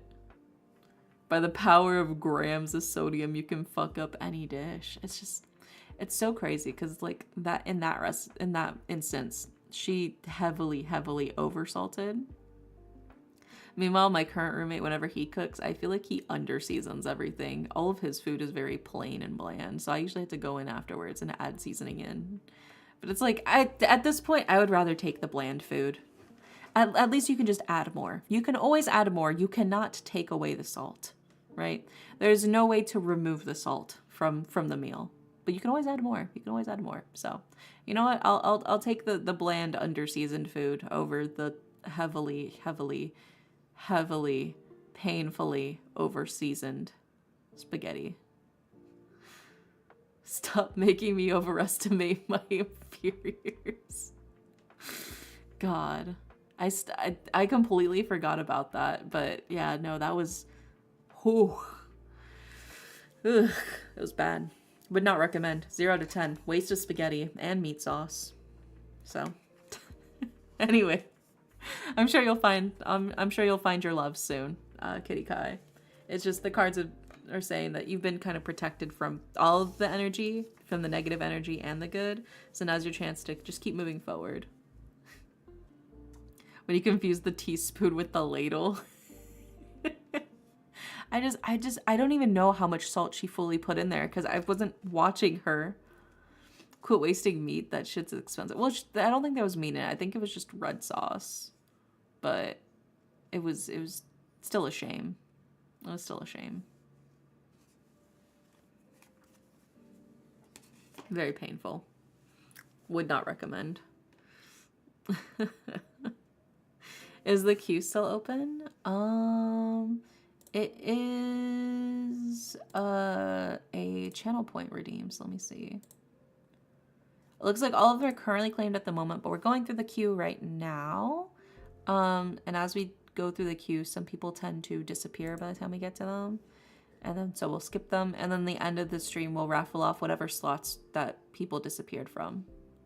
Which, speaking of, next slot is electrifying. Are you here, electrifying?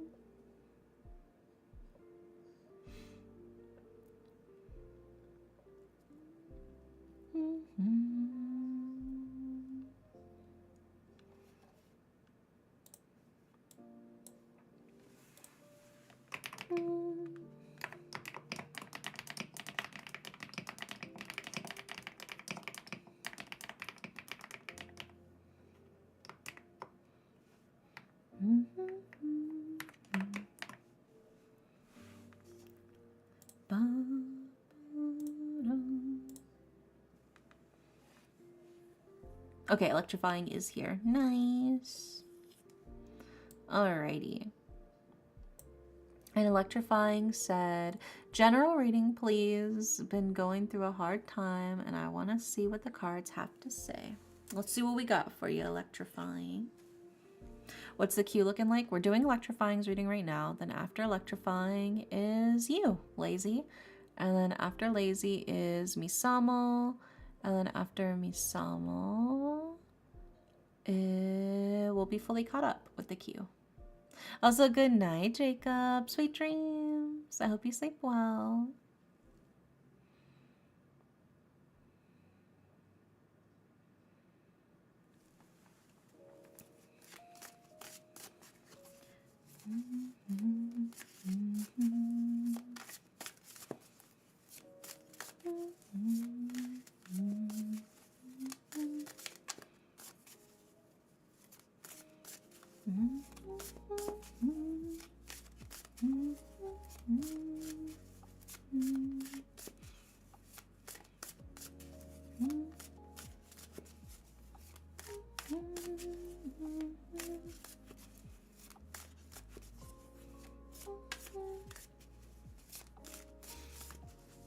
All cats deserve two people to be at their beck and call. Yeah.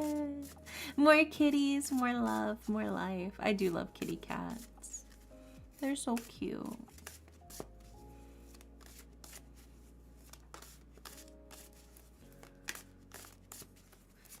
Let's see what we got for your general reading, electrifying. My princess cat only has me and he's spoiled enough. Aww. Very cute, very cute. Yep, that's the current queue, Leonix. Thank you, thank you.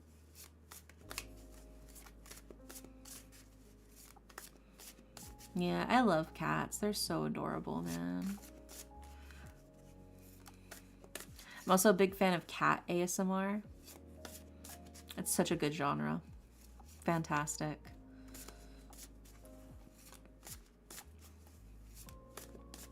There's like one channel, it's like a Korean ASMR channel, Bear Sunyoung, I think is how it is. They do like cat spa. So they like lay their kitty cat down on like the fancy little chair, and then they'll like pretend to give him like a little face mask, and they'll give him like a little massage, and the cats are just purring the whole time. They love it. It's so cute, and they're just like, oh, my dear client. Well, because it's like it's all Korean, but they're like, my dear client, thank you so much for visiting like our VIP spa today. We have the 24 karat gold face mask for you, so you'll be able to relax just in time. We'll keep all the wrinkles. It's so cute, man. It's so adorable. I love that channel so much, dude. I do also like just like the cat purring ASMR too. But there's just something so relaxing about just seeing a cat get like a full spa treatment and just chilling in the chair. Loving every second of it. Because they're not moving. They have no intention of moving and they're not being held down, that's for sure. They're just genuinely vibing, having a good time with it. I love to see it.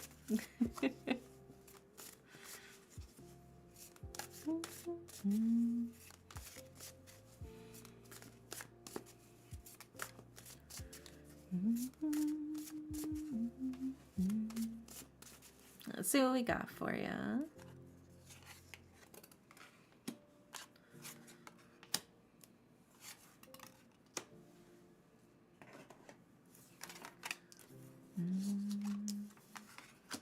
Let's grab your oracle card as well.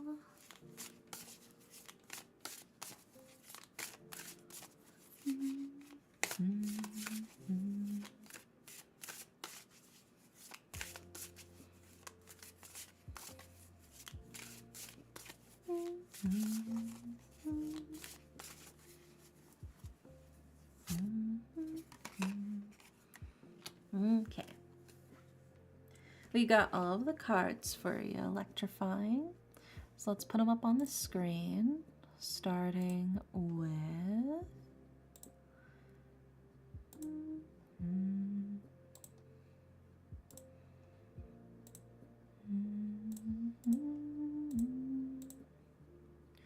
and then we've got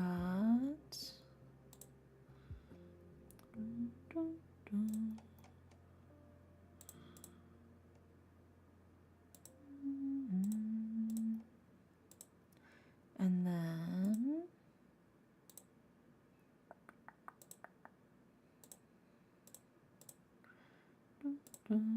there we go. Okay, so we've got all the cards for you, electrifying, for your general reading. In order of left to right, we've got the 5 of Swords, we have the 10 of Coins, and we have the Ace of Coins. And I do want to know, all these did initially all come up reversed, but I flipped them all upright just for this reading. But I will keep in mind their reverse definitions as I read it out to you. And then for your Oracle card, we also have Mint. So let's go ahead and start breaking this down for you. Starting with the 5 of Swords, right? The 5 of Swords is a card of keeping others at bay, keeping other people at a distance, if you will. Also, hi, Jeannie, welcome in. It's very much a card of, I don't want to deal with people right now. That's basically what the card is. I can't deal with people right now. People are too much for me right now. But it also feels like you're keeping away the good people as well with this sort of mentality. You're like holding up the knife at a distance. You're like, nobody get close to me. Nobody get close to me right now. Stay far away from me right now. I'm going to go insane. And it's like, okay, well, yes, you're keeping away the bad eggs, but you're also keeping away the people who actually want to help, the people who can actually help alleviate some of this pain that you're dealing with right now by keeping everybody at bay, right? Also, hi, Sammy, welcome back. We've also got like this sort of idea though of like, this is still, it's not too late. It's not too late to fix this.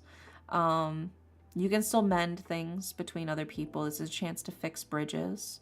This is still a chance to repair relationships and friendships. It's not too late. So I think if you do want to have more people close to you in your life again, it's not too late to still open up to people and be open and vulnerable and honest to people that you trust, right? There's still time. But the 5 of Swords really is saying, like, I understand it's a protection measure. I understand that you're doing this to keep yourself safe. Because that's why anybody does it. So they probably have been hurt before and they can't risk other people hurting them again. But how are you going to know that everybody's going to do that exact same thing? Right? You have to trust that there are kind people in this world who want to help and who will listen to you and who will take in everything that you were saying, you know? Also, hi, Yonika. Welcome in. I hope you've been good. Yeah. But there's no need to struggle alone. And that feels, I think, especially sort of reiterated through the Ten of Coins. Because the Ten of Coins is also a card of community, of like safety nets, right? This is a card of security and stability. You can think of it as like it's part of an ecosystem, right? The plant here is eucalyptus, and eucalyptus pollen sustains so much of the ecosystem around it. It helps with other creatures, and its wood is used as a sustainable product, right? It's giving so much to the world around it, and helping, the community. And I think what you need right now is that sense of community, is those other people next to you. And then if we also interpret the reverse meaning in this one as well, this is a card of, yes, misfortune. Things have been tough, but there is also a need to take a step back and look at the larger picture. Look at what really matters most right now. I think you're very fixated on some smaller details and that you're kind of getting lost in the sauce. So this is also a reminder to step back and look at the grander picture of everything. What really, truly, genuinely matters to you right now? And what can you do to keep that safe and to build upon that and to make progress in that, right? Because maybe, yes, things have not been going well. Things have been difficult, things have been hard, but maybe the things that have been hard are not things that actually matter that much in the grand scheme of what you're actually going for. And so kind of like realizing the full big picture of your life, I think will help you realize that maybe not all, but some of those problems are not as big and overwhelmingly terrifying as you initially thought that they were, right? Because maybe you're like, oh my God, like, what am I gonna do? I'm bronze now in league. What's even the point? It's like, okay, well, you'll be okay. You can just duo queue with somebody who's higher than you, and you'll be able to grind and get your rank up again. It's not that big of a deal. Like, you'll be all right. You'll make it through this. But like, I'm not saying that's what it is. How did you know?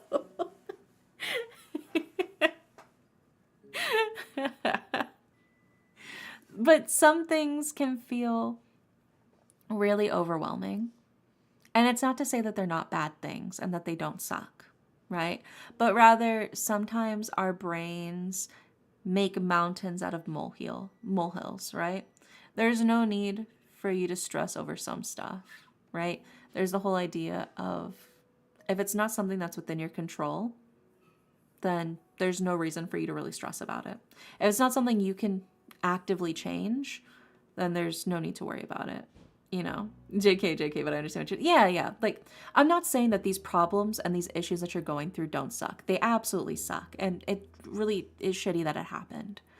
But I think you're so focused on the fact that these shitty things are happening that I think you're overlooking the fact that they're only a small portion of your life, right?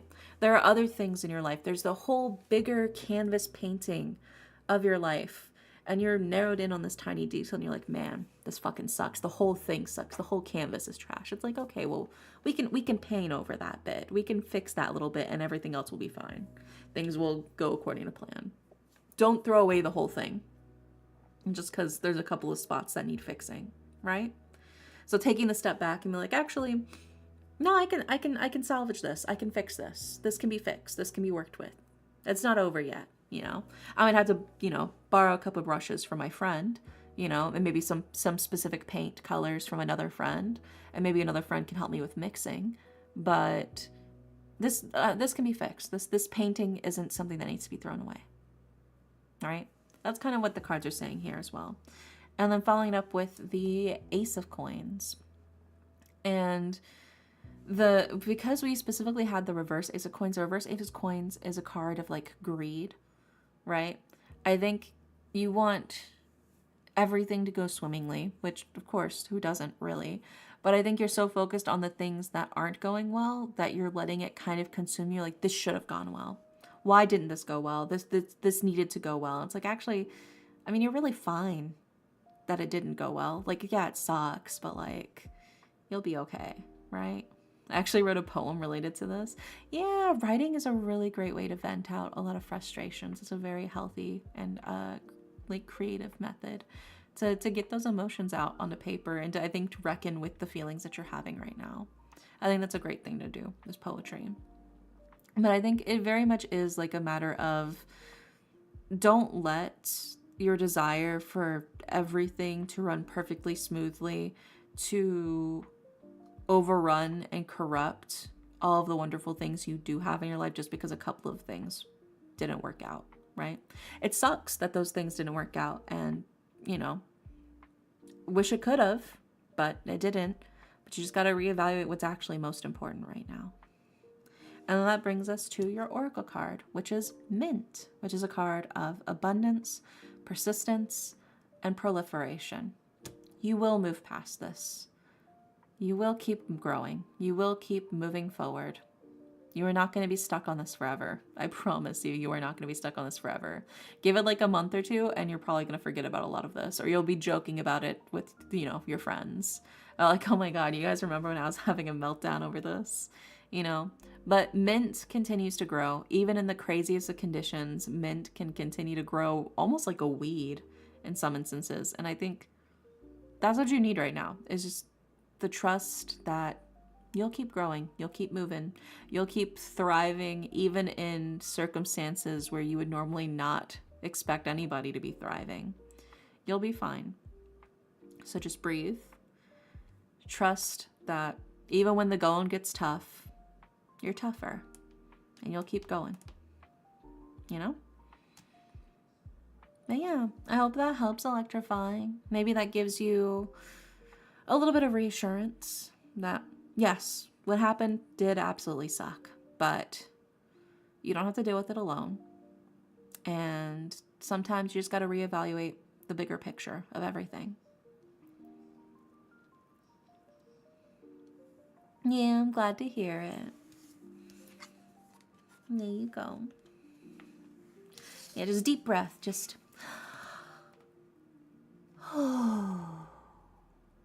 deep breath. Sometimes you just got to get it off your chest, you know? Like I said, whatever you can control, great. You can take care of it. And then whatever is out of your control, well, don't worry about it. You can't do anything about it, you know? There's only so much you can do. Don't stress over the things you can't.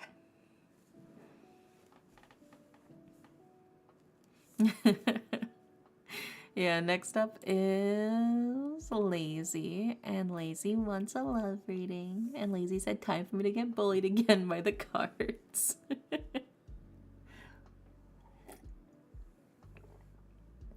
I had to drink some more of my coffee.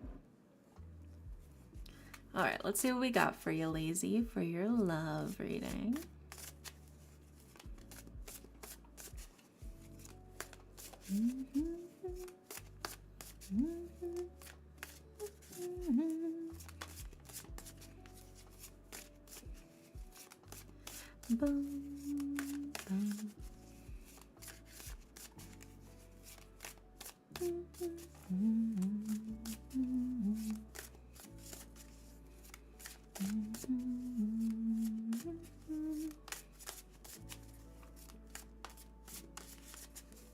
Let's see what we got for you.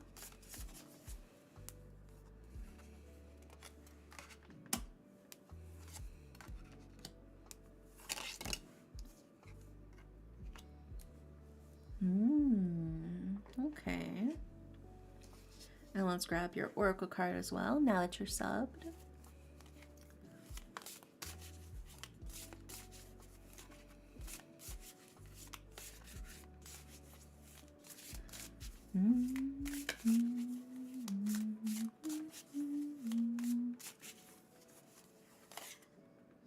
Okay. We got all of the cards for you, Lazy, so let's put them up on the screen. Starting with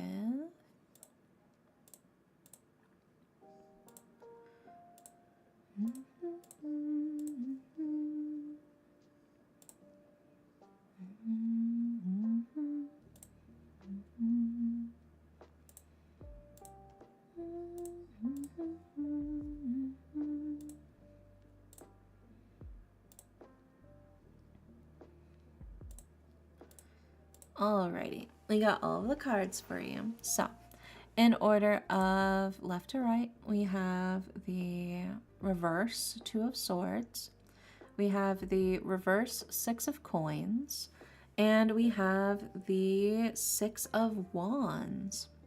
Then, for your Oracle card, we have Harvest. So, let's go ahead and start breaking this down for you, starting with the reverse Two of Swords. The Two of Swords is kind of like the wishy-washy card. It feels like things are sort of pull and tug, and it feels very much like the balance is sort of tipping away from you. It feels very much a little bit like, it's a little bit of a warning card. It's like, hey, there are people pretending to be something they're not, and I think trying to get closer to you in ways that are not helpful for you or good for you. So just be careful of people who are claiming to be something that they're not, right? There's certainly some imposters, and it feels very much like your equilibrium's out of whack, right? It's feeling a little bit unbalanced in this sense. So keep your guard up is sort of what the reverse Two of Swords is. We follow it up as well with the reverse Six of Coins, which is a card of very much like no pain, no gain, right? There's all of the good things are sort of hidden behind the bramble. You can see the raspberries in this card as well. You can also see the thorns. So if you want that sweet, sweet fruit, aka if you want some love, you have to be willing to get scratched, unfortunately. As painful as it is, you have to be willing to get some scratches. You're probably going to get some duds, and that is kind of just how it is. I ain't having much luck in the dating app scene. Should take a break from it for a while. Yeah, I would say just, recognize you are going to be going through a lot of people before you find anybody decent through a dating app. I think you certainly will be wading through the waters quite a bit. But it doesn't hurt to go out on dates with people, see how things go from there, and move forward. I mean, as somebody who's used dating apps before in the past, I don't really anymore. But even in like my past stuff with them, out of like all the people I would match with, I would probably only continue talking with about 10% of them. And then even then, out of that 10%, only like maybe a third of them I would end up actually like meeting IRL to go on dates with. So really, really weeding through a lot of people, because some people lie on their profiles too, which is just so, why would you lie on your dating app profile? I'm going to find out that you're lying on your dating app profile. I'm going to realize that you're not telling the truth and that we actually don't have these things in common, right? And then you're just going to look like an idiot. Like, don't lie. Just be open. Be honest about what it is you want and what it is you like. So I can know. So that way we're not wasting either of each other's time. Yeah, I'm going to take a break from it. Sometimes you just need a little breather. There's nothing wrong with that. And I feel like that's kind of what your final card is all about, right? Because we followed up with your third card, which is the Six of Wands. And the Six of Wands is a card of taking a break, taking a breather, reconnecting with your friends, right? Spending some time with your friends, your loved ones, people you trust, people you care about, and just taking a nice, gentle respite. Take a moment off from it. But yeah, that whole thing pisses me off with dating apps, dude. Like, because so many times it would be somebody who put in their profile, it's like, oh, I'm looking for love, I'm looking for a serious relationship, and then I match with them and they'd be like, so Netflix and chill, you want to fuck? I'm looking for something casual. It's like, why the fuck did your profile say that you were looking for something serious if you're actually looking for something casual? Like, you are wasting my time and yours. You could have been matching with other people who are looking for something casual if you just put that you were looking for something casual. Instead, we had to have this whole song and dance before you finally just admitted that you just wanted, just be open about what it is you want. Or people who just, because this is also an epidemic of specifically guys will put that they're feminists or like left leaning or whatever, and then they're like wholly right wing, but they're pretending for the sake of matches that they're left wing in order to get women to match with them because they want to seem like they're a safer person than they actually are. Brother, 5 minutes talking to you, I'm gonna realize that you're right wing. Why are you pretending that you're not a Republican? Ugh. Just be open about the fact you're a Republican. You don't want to date me anyway. Like, brother, come on. Just be honest. Just save us both time. Find yourself a Republican woman or something. There's plenty of them. It's just so weird. It's so weird. I just don't get why people lie on their dating profiles. But that is also a whole thing. I'm ranting about that. I haven't even been on a dating app in like 5 years. But I literally haven't even been on a dating app in years, and I'm just, where did this rant come from? I don't know. I just buried deep within my soul from the last time I used one. Yeah, it's just, I don't know. I never understood why people lie on their profile about that stuff. I've always been very open and honest about the kind of person I am and what it is I like and what it is I don't like. And I was getting matches, so clearly there's something there. It's just, I don't know. Anyway. Take a break, take a breather. Do what you gotta do for yourself. Be wary of imposters. And know that's, pain before gain. Sometimes you have to deal with the bullshit before you finally find that sweet, sweet cream that rises to the top, Like, liars are an instant turn off. Yeah, it's like, why? Yeah, I've also been very open on my dating profile, was getting matches, but the pool dried up all of a sudden. Well, a lot of them are probably going to visit family or something for the holidays, Give it like New Year's. After New Year's, they'll probably come back up again.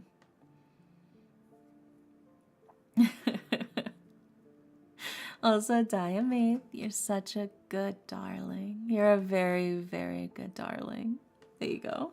But yeah, that sort of brings us to your Oracle card, which is Harvest, right? Determination, hard work. Your hard work will pay off. Putting in the time and effort will be rewarded. So don't stress too much. Like I said, most people are probably just gone for the holidays, right? And I know whenever it's like Christmas and stuff, I'm not really actively opening the dating apps because I'm like with my family, right? So it's probably just a lot of people are just busy for the holidays. Come back after New Year's. You'll find somebody before Valentine's Day, probably. People tend to get desperate to find somebody for Valentine's Day. So you've got all of January to really start raking in all those matches. Maybe even a bit of February, early February as well. So I believe in you, Lazy. You'll find someone. You'll bag somebody. I believe in you. Yeah, there you go. I hope that helps, Lazy. Fingers crossed. And for those of you who use dating apps, just be open about what it is you want. Really, really, just... Women do read your profile. Women actively read your profile and what you write in your profile, right? They're not just looking through the pictures. They're also reading your profile. So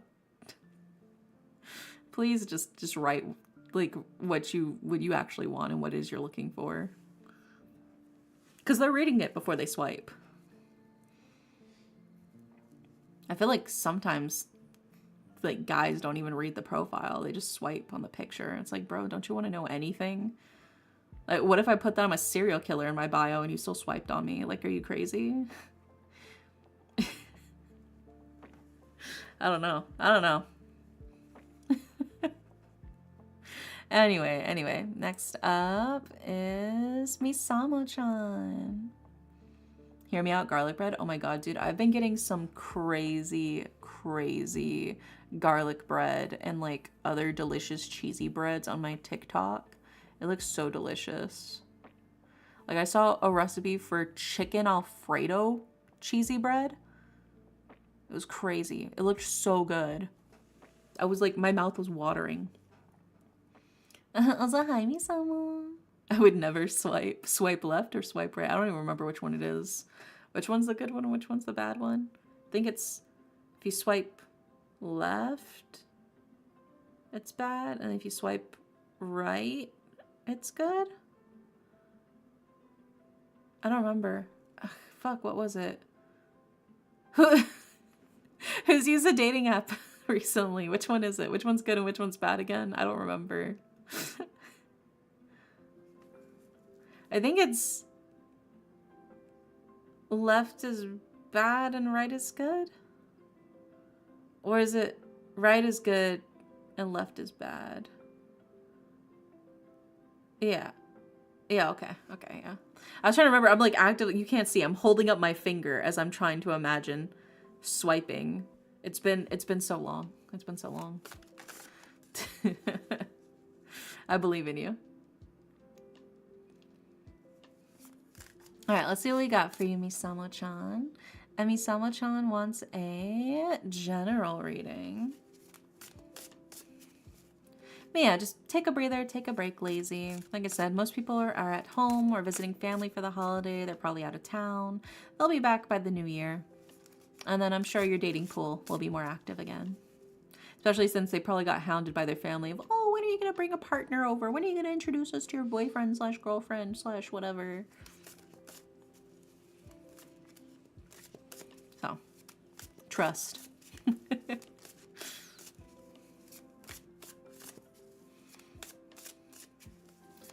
Let's see what we got for you, Misamo-chan.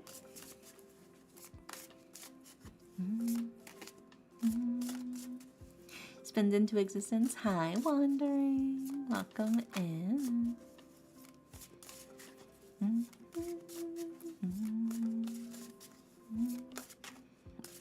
Those are things you're grabbing your daily pillow to, Misamo.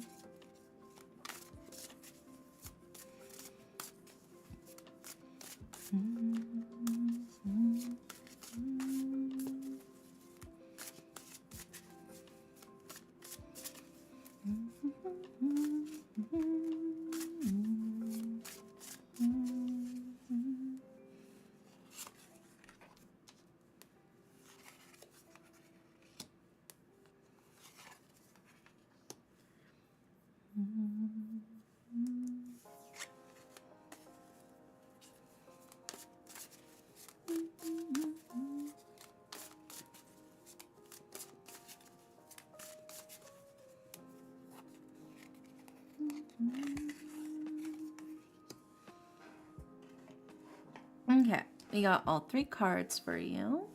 So let's put them up on the screen, starting with...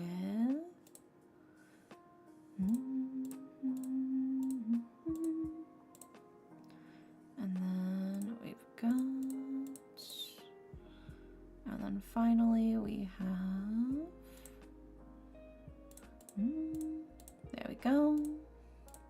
Alrighty. We've got all of the cards for you, Misamo-chan, for your general reading. So in order of left to right, we have the High Priestess, we have the Fool, and we have the reverse 2 of coins. So, starting with the High Priestess, right? The High Priestess is a card of intuition, listening to your inner voice, your inner wisdom, and sort of trusting your gut instincts on a lot of things. I think the key here is like trusting that you know, right? So whenever you feel like you've got like a gut feeling about something, there's probably a reason why, and it's okay to warrant further investigation into why that is, right? Moving on, we have the Fool, and the Fool is a dreamer, somebody who's at the start of their journey, somebody who maybe doesn't have a lot of experience, but I think you're sort of combating that lack of experience with your sort of gut instincts, your intuition, right? That sort of inner wisdom is sort of what's help guide you as you move forward through this new journey for yourself. So don't stress too much about the fact that you don't have that much experience. And just sort of be excited for where the journey's taking you, right? And then we follow it up, interestingly though, with the reverse 2 of coins. And the reverse two of coins is a card of instability. It's a little bit of mood swings. It's also maybe the feeling that you're sinking. I don't think you're actually sinking, but it does feel like maybe you feel like you're going to get swallowed up. Maybe you feel like things can be a little overwhelming, right? It is, it's a new thing. It's a new journey. It's a new path that you're taking right now. And maybe because you don't have that experience that you can really rely on, maybe it's a little scary. But I would say, as much as there are going to definitely be bumps in the road in this new journey, I think trust that your gut instincts and your intuition will help guide you through whatever difficulties you're encountering. So whenever you feel that like initial like something's not right here, or I think maybe I should do this, I think don't dismiss it, but rather build upon that, research it, see how it goes from there. So if you're like something doesn't feel right, let me look into it, right? Let me understand why this doesn't feel right. And then I think that'll help you build upon the lack of experience that you have to actually fill out the gaps that you're missing, right? The intuition is not the complete patch over to fix everything. It's more of like a stopgap, a temporary stopgap until you build up that necessary experience to overcome these trials. So don't feel too overwhelmed. Like I said, just trust your guts to help lead you to where you need to research next, where you need to dive into more later, right? So whenever inevitably you do start to feel a bit overwhelmed and you do start to feel like things are kind of swinging back and forth, you can trust that like, okay, well, my gut says that I should do this, so I'm going to look into why I feel like I should do this, My gut feelings usually isn't wrong when I get those senses when something is off. Yeah, so I think that just goes to show that you have a very strong sense of intuition here, and that's gonna be what's gonna help guide you through those periods where you don't really know what's going on, right? Like I said, it's not gonna solve everything, but I think listening to it and going, okay, why do I feel like this is not a good idea? Let me look into why this could potentially not be a good idea then. Let me research why this should not be a good idea then. And so you're using your gut feeling to spur on your learning and your growth and your understanding of things later by doing the research, right? So it's like the initial flag, but you're still going through and you're manually reviewing everything afterwards, right? That's I would say the best way to combat it. So whenever, because everybody is going to encounter difficulties in their life. That is simply a fact. Everybody's going to encounter some form of difficulties. So whenever the mood swings happen, the instability starts to shake, trust that it'll pop up. Your little flag, your intuition flag will pop up and be like, I don't know. And be like, okay, well, let me look, let me see. I'm not going to ignore this feeling. I'm not going to say it's wrong. But I'm also not going to just blindly follow it. I'm going to look into why, and maybe I'll come up with new solutions, and I'll understand things a bit more clearly, so the point where I won't need to rely so heavily on my intuition, right? And I said, this is a way to combat the fact that you don't know that much about whatever this currently is, whatever this new journey is. But as you go through the journey, you'll gain more experience. You'll understand things better. You won't need to rely so heavily on your pure intuition and instincts, right? And that's what you want. You want to be able to move away from having to fully rely on your gut.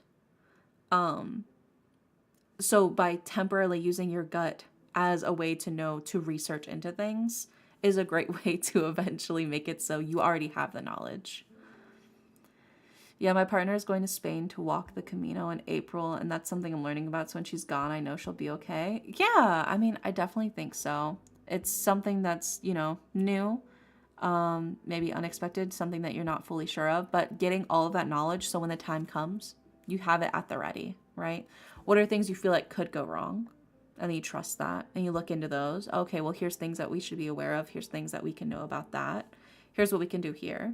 Right. So even though you don't have experience with it, you've trusted your intuition on what are things that you feel like could possibly go wrong. And you've sort of looked into that. And now you have the knowledge and the information of what to do if such a thing were to happen, I think that's sort of like the key thing there. It's going to help you feel a lot better, especially with like emotions, feeling like you have more control over certain things because you sort of done the research on it. It helps alleviate a lot of that anxiety from that sort of stuff. But yeah, I believe. I'm sure she'll have a good time. I'm sure she'll have a really good time. But yeah, just look into things. It'll be a good time. Whenever you feel like you've got the knowledge equipped to help, it's going to help alleviate a lot of your anxieties, and it'll also probably help alleviate a lot of her potential anxieties too, you know? You got this, Misamo. I believe in you. Yeah, it may be something you don't know a lot about now, but through research and trusting your gut, I think you'll be able to learn a lot more about it, and that'll help you feel more at ease in the future whenever it does arrive. Yeah. I hope that helped. All right, that is officially all of the readings for today, but I think we will do one raffle slot. Just as a bonus, we'll do one bonus raffle slot. So, for those of you in chat who have not gotten a reading yet from me today, and you would like one, I'm thinking of a number between 1 through 10, and the first person to guess it can get the reading. Also, hi, Cool Cat. You gotta guess the number. You gotta guess the number. It's 1 through 10. Yeah, I guess a number. I already got the number mentally in my head. I'll let you know if any of you guess it. It's not 4. It's not 7. It's not 8. It was actually 3. There you go. The number was 3. Congratulations.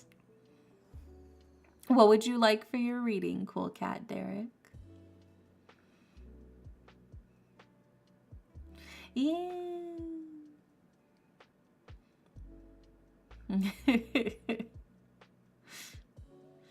Didn't you already get a reading, Lazy? You already got a reading today. I'm still in the happiness about that. Yeah. Congrats, congrats. So what would you like for your tarot reading? Mm. Mm. Mm. Mm.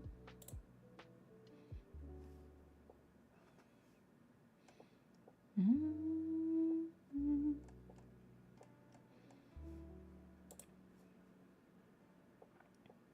Yeah, no worries. It gives me a chance to drink my coffee. My now cold coffee while you type up your question.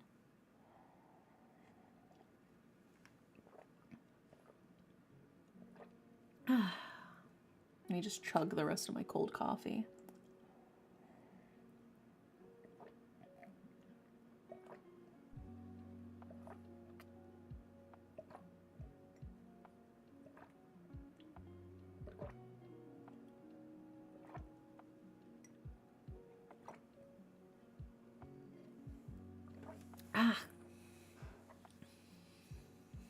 I still got a tiny bit left. Okay. I chugged all my coffee now.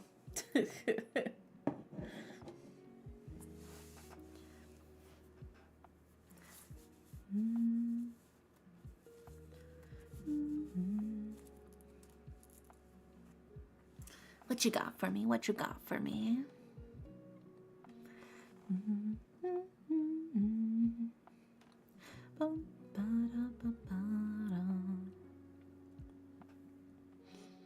Thinking maybe I'll have leftover spaghetti for dinner after this. I did make a lot of normal spaghetti. It's definitely not over salted. Oh, and my roommates made cherry pie. Maybe I'll have a slice of cherry pie afterwards too. Yeah, it's just not salty spaghetti. Yeah, it's normally seasoned. A normally seasoned spaghetti. Completely edible, if you will. Yeah, there is in fact such a thing as too much salt in the pasta water.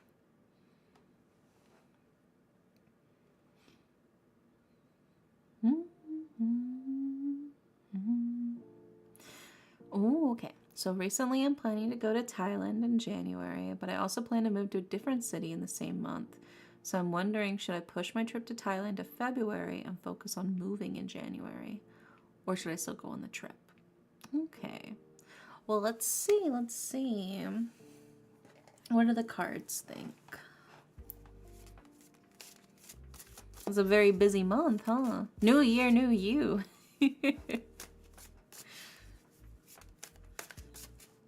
But the move probably gives you a good excuse to get rid of some old stuff, you know? It's like a impromptu spring cleaning. Starting fresh in the new year. Sorry, it took a bit. I had 2 questions. I was thinking which one to ask. Yeah, no worries, no worries. Let's see.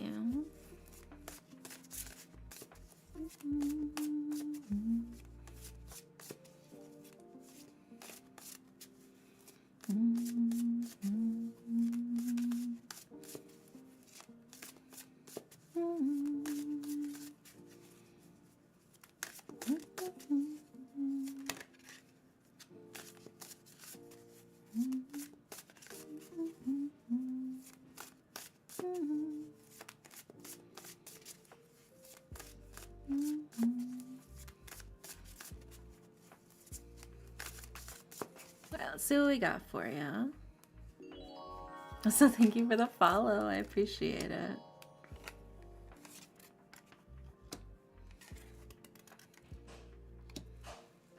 We got this card again. Interesting, interesting.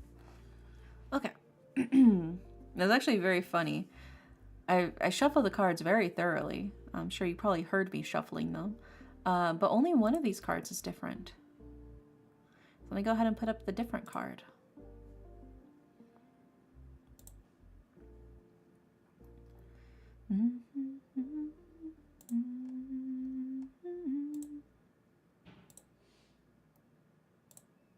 There we go. The rest are the same. And I mean, you guys heard me shuffling the cards. But yeah, so in order of left to right for your reading, Derek, we have the reverse 10 of Wands, we have the Fool, and we have the reverse 2 of Coins. So in context to this, let's start with the reverse 10 of Wands, right? The reverse 10 of Wands is a card of troubles are temporary. There's a lot of stuff kind of happening that maybe feels there's a lot going on, but it's not something that's going to last forever in this sense. And it feels like a lot of these can be solved pretty easily and pretty quickly, right? It's nothing that feels like it's going to be permanent of like difficulties. And then we also have like the trip. I would say, especially because with like the Fool, that's what it feels like. But we also have the reverse 2 of Coins, which is a card of instability and the feeling of sinking. Which to me in this case feels like, I think you should move first. I think you should move first and settle in. And then when you have a place that you can call your own, you know, when you feel like you've got a place you can easily go back to with all of that taken care of, then you can probably enjoy things. But to me, this feels very much like there's kind of a lot going on. What you need right now is some stability. What you need right now is to get everything sort of sorted and settled first. So if you are able to push back your trip, I would say go ahead and push back the trip, because you'll still go, right? You're still planning to go, which I think is good. But I think it's definitely going to be better for you mentally to not have to stress about the move during the trip, because you're going to be thinking about the move while you're in Thailand, right? If you're going there before you move, you're gonna be like, oh, I need to start prepping for this and this and this. I'm gonna have to get this and this done because, you know, as soon as I get back, I'm gonna have to move. And so it feels like taking care of all of that, taking care of all those issues, getting settled in, it's just gonna make you feel more like, okay, now I can just focus on having fun in Thailand, right? So I think the key thing here is really just set up your base of operations, get settled in, make sure you know, everything's all taken care of. It's going to take a load off your shoulders. You're going to have a nice place you can come home to. Because also think about how exhausting travel can be too. When you get home after the trip, you're not going to have that much energy to move. You're going to want to already be done with the move by the time you get over there, right? So let the vacation be your reward for finishing the move. I think that's the best thing to do. And I think the cards agree too. It's going to help give you that sense of security and stability that you need. Otherwise, you're going to be fighting with that sense of like things kind of going crazy. My cat is old. I need to take him to a nice, beautiful city for him to rest in peace. Oh, poor Kibby.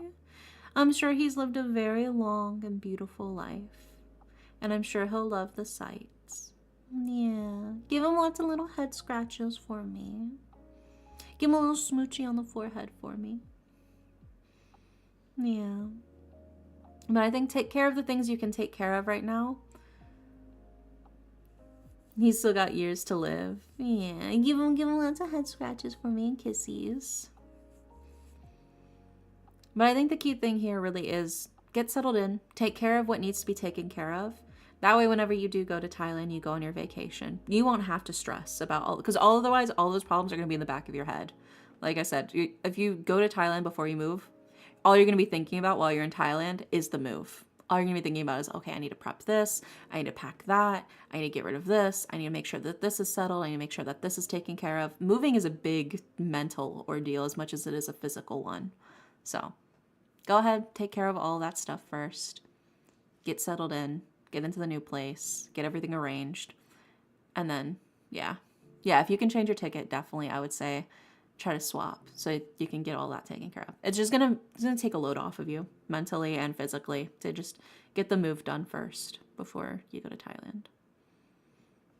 And plus, think, whenever you're done with the trip and you go home, you'll be able to rest in your new house without having to worry, right? You don't have to stress about the move because it'll already be done and you'll already be at your new place whenever you get back from the trip. So, yeah, think about that too. You can't see, but I'm tapping my finger against my head. That's so true. Yeah. There you go. I hope that helps, cool cat. Fingers crossed. And I hope you have a good trip too. Both the move, I hope the move goes smoothly, and I hope the trip goes smoothly and you have a lot of fun. Make sure you eat all of the yummy food. Thailand has some amazing, amazing food. I love Thai food. Thai food is absolutely delicious. So you got to make sure you eat all of the delicious food. You take in all the beautiful sights. Have a good time. Yeah. And plus, like, moving, that's a chance to get rid of the things you don't need anymore. Let go of the things that you were holding on to in the past. Yeah, dude, Thai curry. Oh, dude, I love Thai curry. God, it's so fucking good. I want to come there and pet a tiger. Oh my god. Kibby. Big Kibby. I know I can pet the tigers there. Yeah, big Kibby. There you go. So yeah, and then you'll have something to look forward to after the move. I love Thai curry. Yeah, Thai curry. So good. So good. Fantastic. But there you go. I hope that helps, cool cat Derek. Big stretch. Alright. Also, hi, Obi. Just in time. You managed to snag your daily pillow just in the nick of time. Because we just finished the last reading of the night. So, let's see who is online.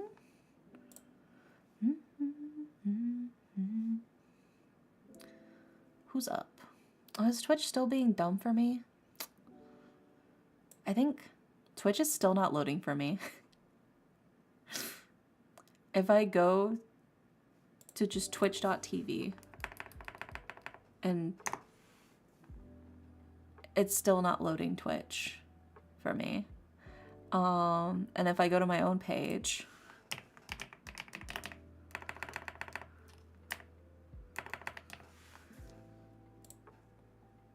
yeah, no, Twitch is not loading for me, but I know who's live, so we're just gonna raid Harper because I know Harper's live right now, so.